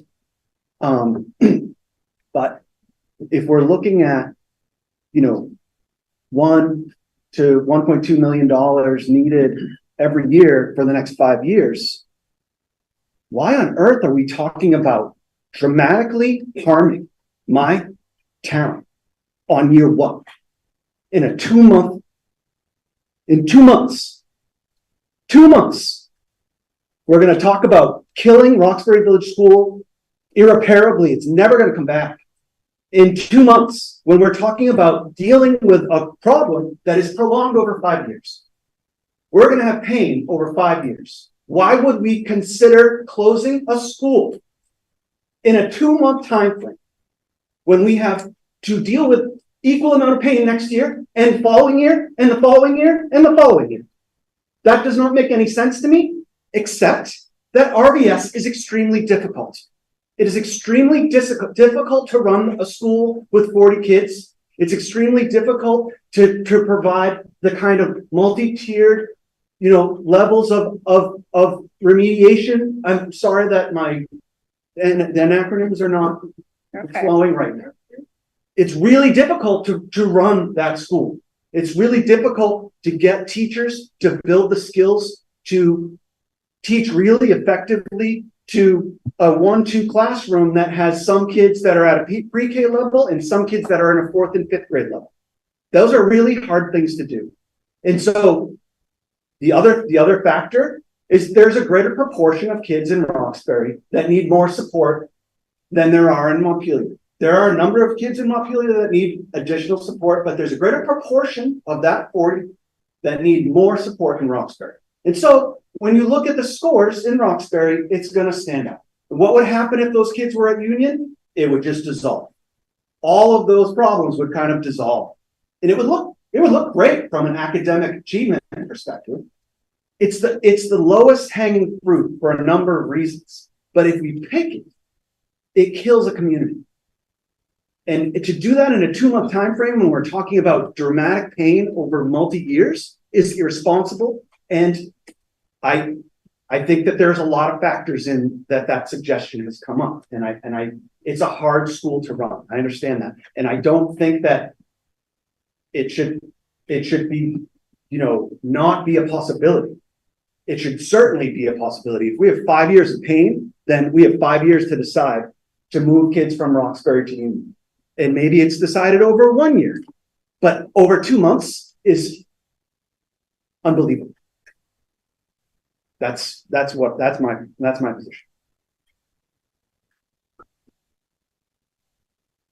I just have to take a moment, sorry. But I just want to appreciate and echo what Rhett is saying right now. I think that the amount of uncertainty that this has already just created in our community is untenable.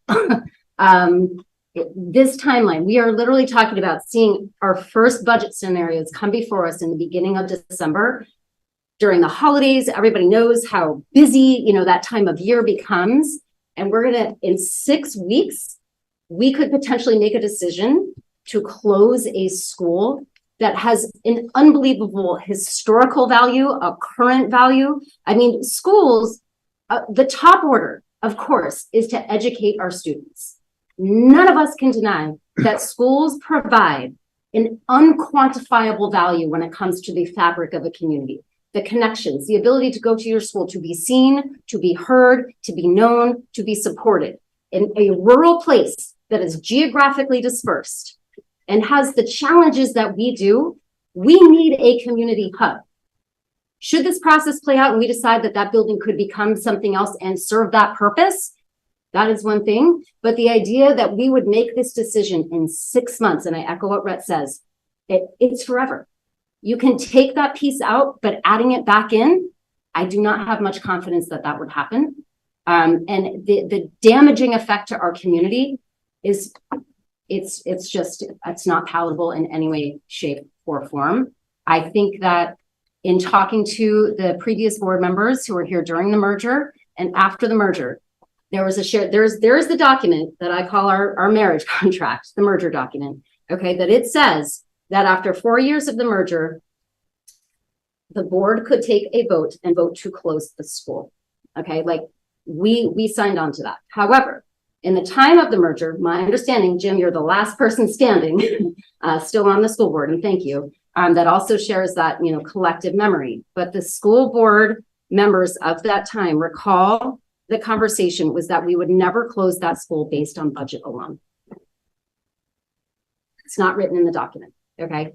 But I think if we are to entertain this idea, we have to be able to show, and ideally we would never entertain it year one, but we would have to be able to show the Roxbury community that there is an educational benefit to moving our students from Roxbury to Union Elementary School. I don't know that we can show that in a matter of 6 weeks with everything else going on with this quagmire.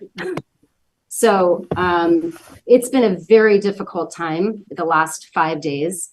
I am grateful. I think at a meeting, Libby mentioned Tylenol PM. I don't know what I would have done in the last 5 days without it. Me too. And I just feel that the position that we have been put in is just, it's outrageous and untenable. And I feel for our districts who in Vermont, who very much need this funding and needed it 10, 20 years ago. That is not something I don't want to shun, shame, or discount that in any way, shape, or form, but this cannot be ignored. That this act could kind of prioritize the decision of the closure of a school in a 6-week time period. Being repetitive, Lynn.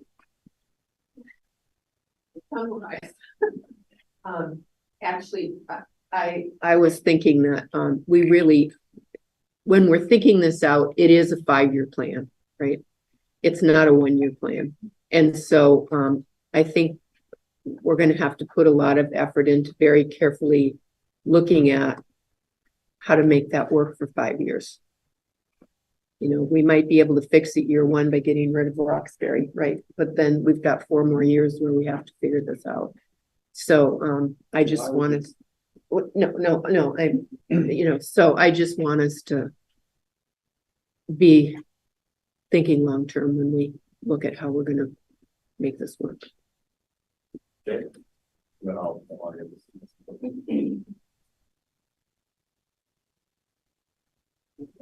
Jake? Are you calling on me? Yes.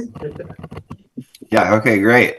Hi, sorry I'm not there. I'm pretty sick. So I'm at home.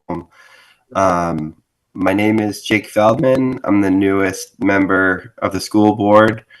And my day job is at the tax department doing education funding, among some other things. And I've been doing it for like 10 years. The commissioner's letter that was mentioned earlier that comes out on December 1st, I've been putting that together for 8 years. I was also involved in Act 127 with modeling quite a bit.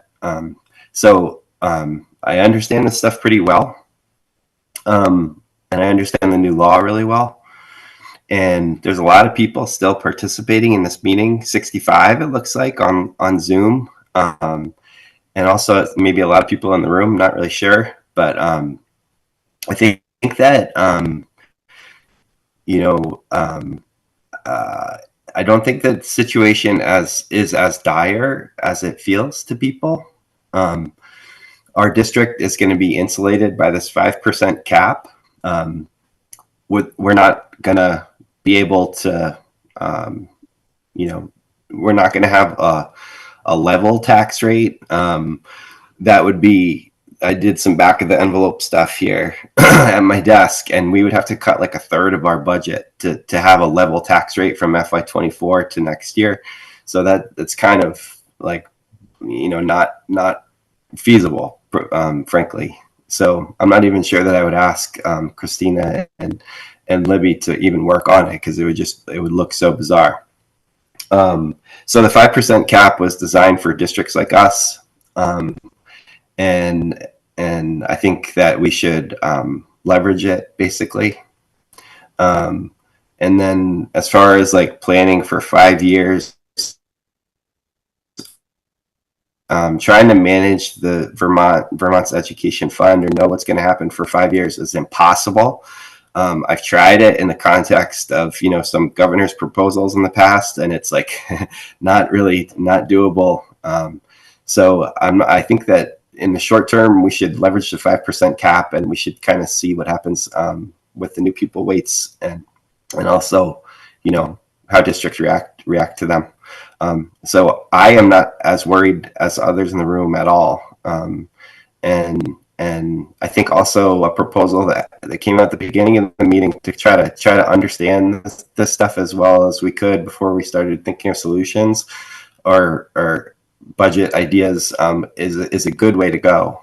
I think that getting a handle on the numbers and just some basic education funding stuff is important for us before we talk about budgets. That being said, the 5% cap is gonna be what we experience, and yeah, that's what I have to say. Question to Jake. Jake, I appreciate the sentiment that you don't feel it's as dire and that you're not as worried as some people in the room. that gives me some relief. I'm wondering, when you say we are insulated by the 5% cut and that we should leverage that, are you, Kat? It's not a 5% cap. Yeah, sorry, Kat. Are you saying that we should look at the $1.2 million decrease or $800,000 increase, or that we should just move the budget forward, at a more reasonable place? Which option are you saying you favor? There's no way to have like a normal year over year change in equalized tax rate of like 1% or 2%. You're never going to get there. You'd have to cut millions and millions of dollars. Right. So what I'm recommending is to proceed as normal. Like if you ask Libby and Christina to prepare some budget where our equalized tax rate was the same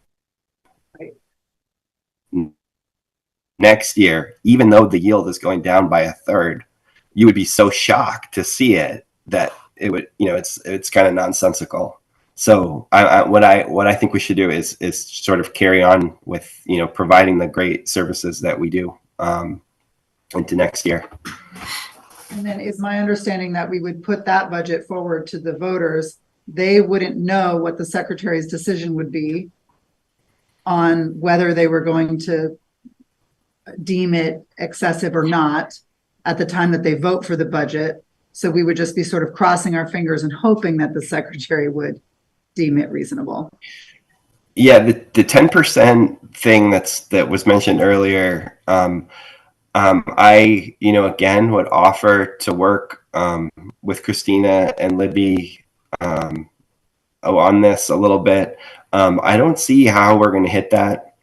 I just sort of back of the envelope. I would need to see the numbers, but I don't see how we could be going 10% year over year. And that being said, like after Act 46, they put in a very similar provision on rate review, and no districts were subject to this rate review. So that happened 8 years ago in Act 46. And I just don't see how this group is going to convene and review districts' budgets between when the yield bill is passed in late May and when the tax department has to give town tax rates for their bills on July 1st. Like, it doesn't seem that like that's even going to happen. And we're not proposing anything crazy that even would, as far as I know, that would trigger, somebody's scrutiny. Like, from what I've heard so far, it's like regular, run of the mill salaries and benefits are mostly the cost driver. So I'm not concerned about the 10%. And I do want to reiterate my offer to work on the math with Christina and Libby on that. Because remember, when they compare the 10% change, it has to be apples to apples. So for FY24, you can't use equal pupils in FY24 and long-term weighted ADM for FY25 as a denominator, because those are different things. So what it says in the bill is when we look at your spending per pupil in FY24, we're going to use long-term weighted ADM for that too. And that makes it apples to apples. And that's why I don't see us going up by 10%. So are you suggesting that the numbers we have are wrong? Jim, I couldn't hear you so well. I said, are you suggesting the numbers that we were presented are inaccurate? I'd have to take another look at it. I didn't see this document posted. And I'm also kind of sick, so whatever I am saying could be off, but.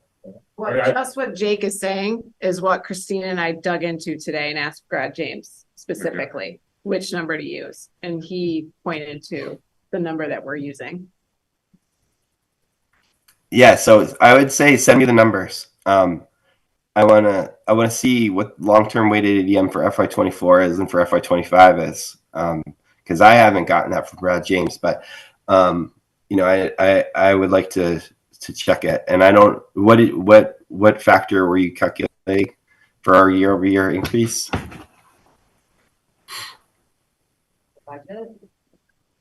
What do you mean, which factor, Jake? You calculated some year over year increase in per pupil spending.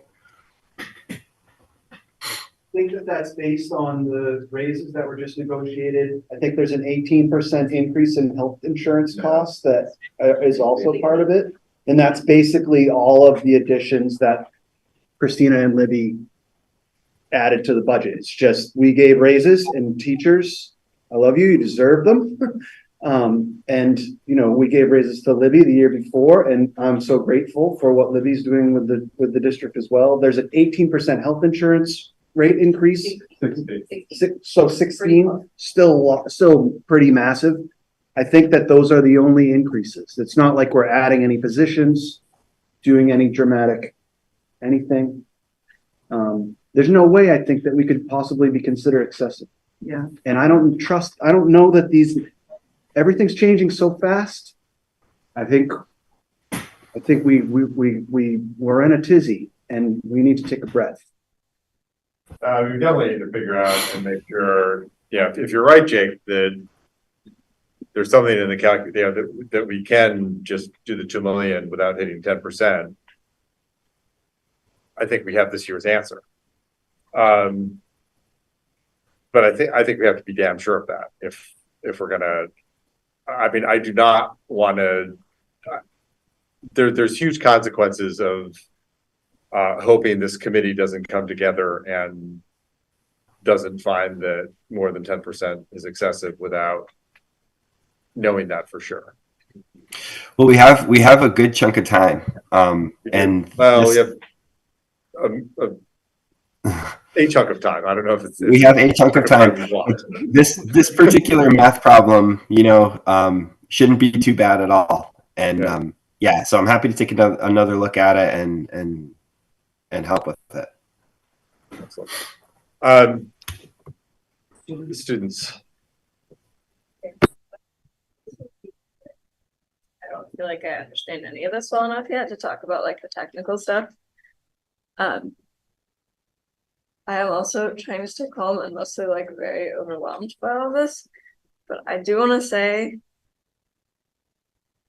our role here is to try and represent somehow all the students in the district. I don't really know how to do that, but even just with the students at Montpelier High School, I have to say,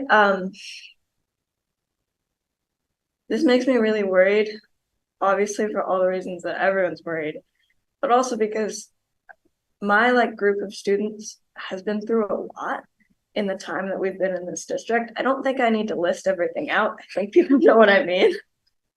It's been an interesting time. And so for that reason, I'm not excited.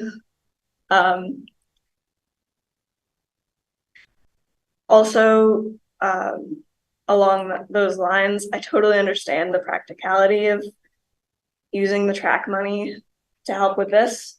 That seems totally practical. It's also really disappointing. I know that's something that it's a project that would have a massive benefit to the students in this community and the whole community. So I want to make sure that, I don't know, we at least don't move ahead with that decision too fast.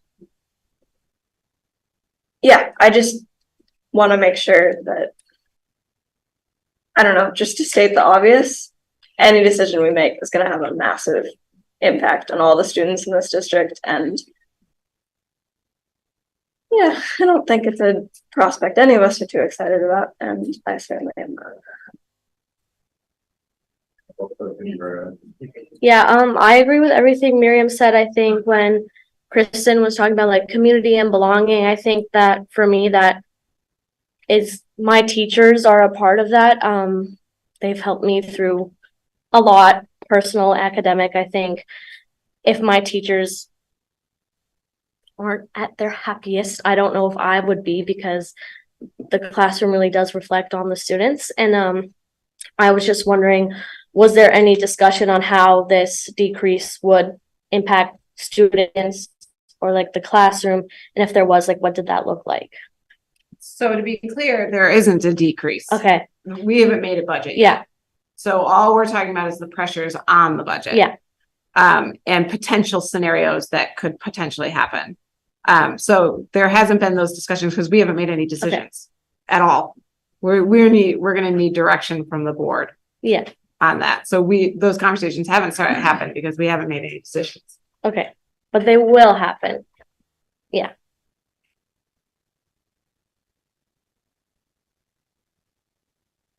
So I know we've done a lot tonight, and it's 8:45. I think we've got most of what we need out there. I think one thing we should talk about, and I think it'd be a quick discussion. Our next scheduled board meeting is 15th, then the 6th and the 20th, if I'm correct. I think we need at least an extra board meeting, if not two, and the 29th and the 13th seem like obvious dates to perhaps put something on a calendar. What do folks think about that? Do we want to schedule two?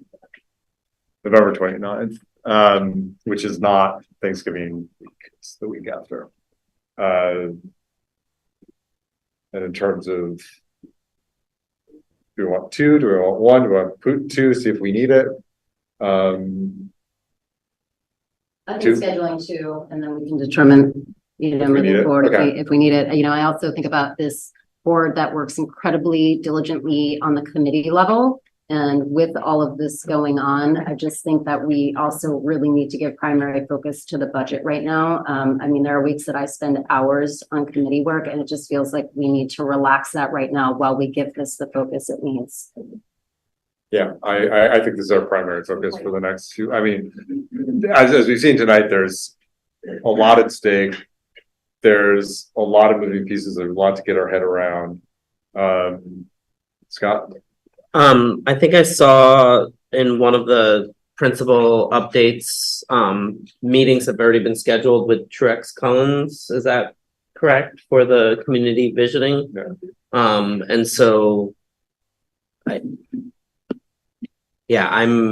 I'm just wondering how much of this conversation will inevitably filter into those conversations, and if there's a benefit to holding off on that process. Does Truex need to have those meetings like next week and the couple weeks after?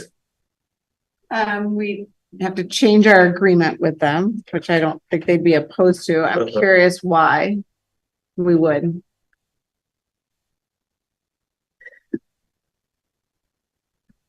I'm just wondering about the two timelines overlapping and potentially, like, they're very different conversations.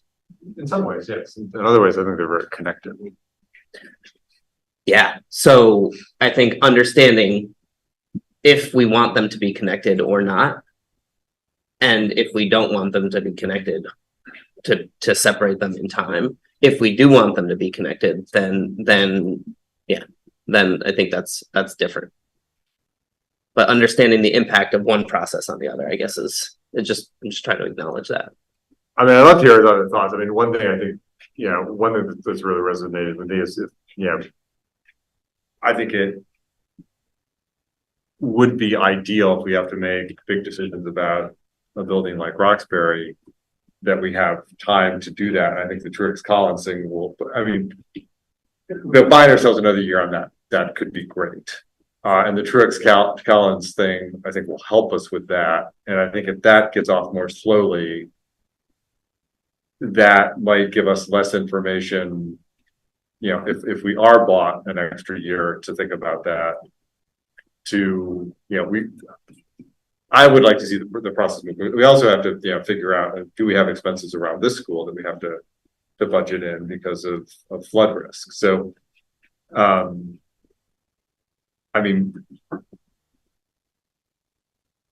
think we could probably weave in some things from this budget conversation as the Truex Collins things go, but my preference would be to keep that going. I don't know if others feel differently. Yeah, I would say the same. It's, you know, it's all happening at once, but I think whatever comes out of the conversations about facility and flooding and long-term planning will absolutely impact how I'm looking at the 5-year, 10-year budget. So I want that to happen. I don't think we'll have that information by January. No, we but won't. We'll have it for in next. March. Yeah. Right. And so Um, yeah, sorry, totally cut you off. No, that's okay. So I think the sooner we can see that, the better, the more time we'll have to use that information. But Yeah, because I hear what you're saying. We don't want that to get side railed by the immediate budget conversation either, or overwhelmed by that, or yeah. And from my perspective, that process, that facilities process is part of what I believe that everyone needs to have an opportunity to engage in, so that there's openness and transparency and a dialogue with the community. And the prospect of closing RBS as a budget decision completely gets destroyed. There's none of that. And so I really hope that the Truex facilities thing can be really successful. And I'm not saying that, you know, hard decisions don't have to be made, and they're going to have to be made now and next year and the following year. I just really want those hard decisions to have as many voices involved as they can. To that end, I think we have 2 community engagement sessions planned with Truex, and I think both of them are going to happen at Montpelier High School. And could we also plan for one to be held at Roxbury Village School? I think I can ask them. They're all virtual as well, but I just think with the nature of the conversation here, it would be ideal if we could create some direct engagement opportunity in Roxbury. Okay. And we could structure something else to do that too. If your scholars can't do it, or maybe bring them into that. Maybe bring them in virtually and do something really. So Jim, you were suggesting 2 more board meetings, putting them on the calendar? Put it on the calendar. If we don't need them, we don't use them. But you know, sticking with Wednesday, the 29th and 13th. Sure. Are there any objections to that? And also, I mean, you know, if 1 or 2 of us can't make it, 1 or 2 of us can't make it.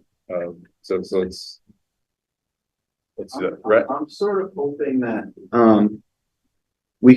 that somehow there can be some sort of avenues forward, like a variety of avenues forward that the board can look at. Like, what does it look at if we if we don't change anything? What does it look like if RVS students are at UES? What does it look like if we find a way to use the fund balance, you know, in year 1 or in year 2? And the other factor though is what do each of those pathways look like in year 2 and year 3? Even though it's impossible to predict that. But it feels like having some things to really look at as the best numbers that can possibly be brought together would help us sort of put these decisions in context. Jake, did you want to? That's not Jake. Do you want to open up? We have a hand. Do you want to open up public comment back up? I don't think so. I think we've got plenty of time. We have plenty of meetings. So you can email us a question or yeah, we have 2 sessions. It's who? It's Jane Pincus. I can reach out to her. She's a Roxbury resident too. Okay. It's not Jane. I just had a real quick comment. You know, I've been on the board since March 2020, which was a really funny time to start serving on a board. Certain things become a lightning rod. Like I hear the emotion and like response, and I'm heartbroken to hear that people have been so upset, because I feel like this is like step 1. So, but I totally get it. The same way that like the track, like it becomes like a 1 word, it becomes like a lightning rod, but the actual solution and where some of us are at is much more nuanced than that. I really want to hear selfishly what Truex Collins has to say about the middle school, because I feel like our teachers don't have what they need at the middle school. So like, I don't want there to be an assumption by anyone that we're all here like, oh, this is going to be an easy, we're just going to make a swift decision. I think there's a lot more. I just want to be clear that I don't think we're all universally focused on those two lightning rod items and then that's it. Like, I just want to be really clear about that there might be a lot more going on. Yeah, and I also, I mean, we want to be as deliberative as we can. I don't think anyone on this board wants to make any quick decision on anything, RVS included in particular. Again, I want to stress, I mean, I was part of the RVS committee. I was very supportive. I'm very supportive of that school. As a school, I have no desire to close it and close it quickly, and and I want time for that discussion. But I think we have to get a very clear sense of what our situation is, what our options are. And I'm going to be honest, that's one of the things we're going to have to talk about.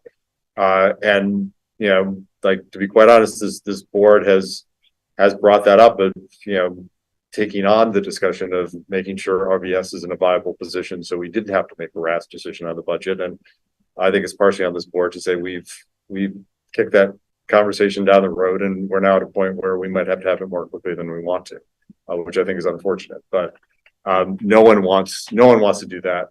I think myself at the head of that, and clearly, I know what it means to that community. I know what small schools bring people together. They bring people together in Roxbury. They bring people together in Montpelier. They are staples of communities, and no one is going to make a rash decision about a centerpiece of a community any more quickly than we have to. Hello, I'd like to say something. Can you hear me? Yeah, we can hear you. Okay, my name is, I'm Jane Pincus, and I just wanted to say thank you all for your consideration. I've lived in Roxbury for over 50 years now, and I've seen how the school has developed and grown over these 50 years. My children went there years ago. I just want to thank you for the work that Rhett and Kristen are doing for the school and for their passion. And I feel I want everything to work out. I'm not good at learning about tax information, but I've learned a lot from your discussion tonight. So I just wanted to thank you. And I think it would be wonderful to have a discussion here in Roxbury in these next few months, if you've got the time and inclination. So once again, thanks a lot. Yeah, thank you. And since the floor opened, I'm to be fair, someone else wanted to get a word in as well. Please give it to under a minute if you can. I was just gonna say, I sent an email as well. I think it's my fault. I haven't attended before in a budget meeting, and so wrapping my head around what the budget process was before the changes and absorbing all of the information that's happening now. If there's like a budget 101 meeting where there could be some more information to give time to digest what that was before and all of the acronyms as they threw through the slides to understand that a little bit better, that would be helpful. Yeah, I do want to say the Agency of Education, or is it VSBA, has kind of a VSBA has a Schoolhouse Rock video type thing of the budget. I'm also going to say I've been on this board since 2016. I cannot tell you that I've fully wrapped my head around what the budget process means. It's very Byzantine. So we will try to make it as simple as possible, but it's not a simple formula. Let's do the policy monitoring and then adjourn. We have a lot to talk about over the next few months. Any final comments? I just hope everyone has a good night's sleep tonight, and especially the Roxbury community members. The meeting. I was hoping that the meeting tonight would give me a lot of clarity, and it has in some ways, and it hasn't in other ways. But as an individual board member, I can only speak for myself, but I would not be interested in supporting a budget that would close a school, this quickly. So I want to explore the other options, and am most interested in Jake's perspective of pushing a budget forward that's more reasonable and expecting that that will be deemed reasonable by the secretary. And I know that that's, going to require a lot of education. So I'm looking to the community that's in the room to support us in educating other people so that the budget is not voted down if we do go that route. Tylenol PM sold at CVS. Ran out last night.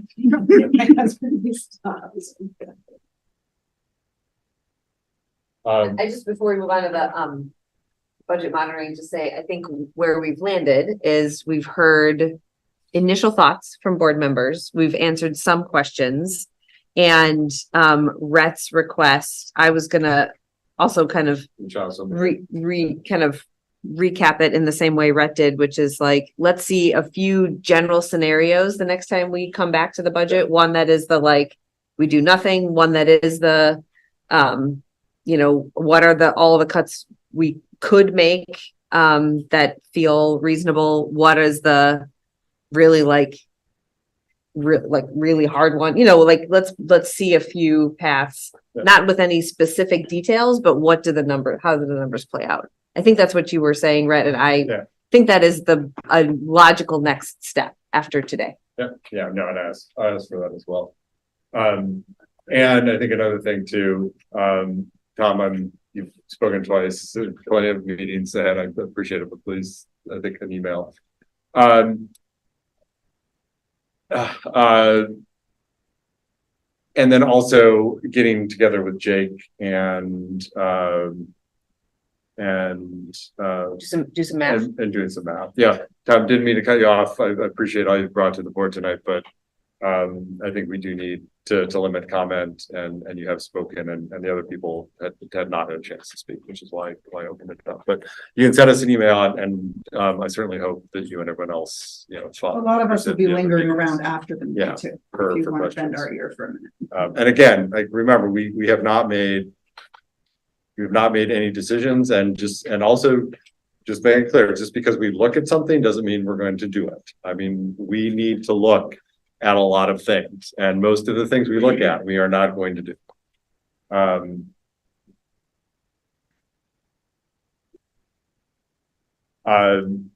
The policy monitoring report.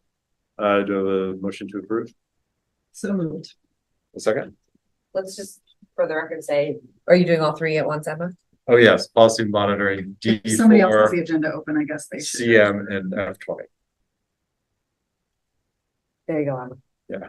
So moved. Second. Any discussion? All those in favor? I move to adjourn. Second. Second. All those in favor? Aye. Aye.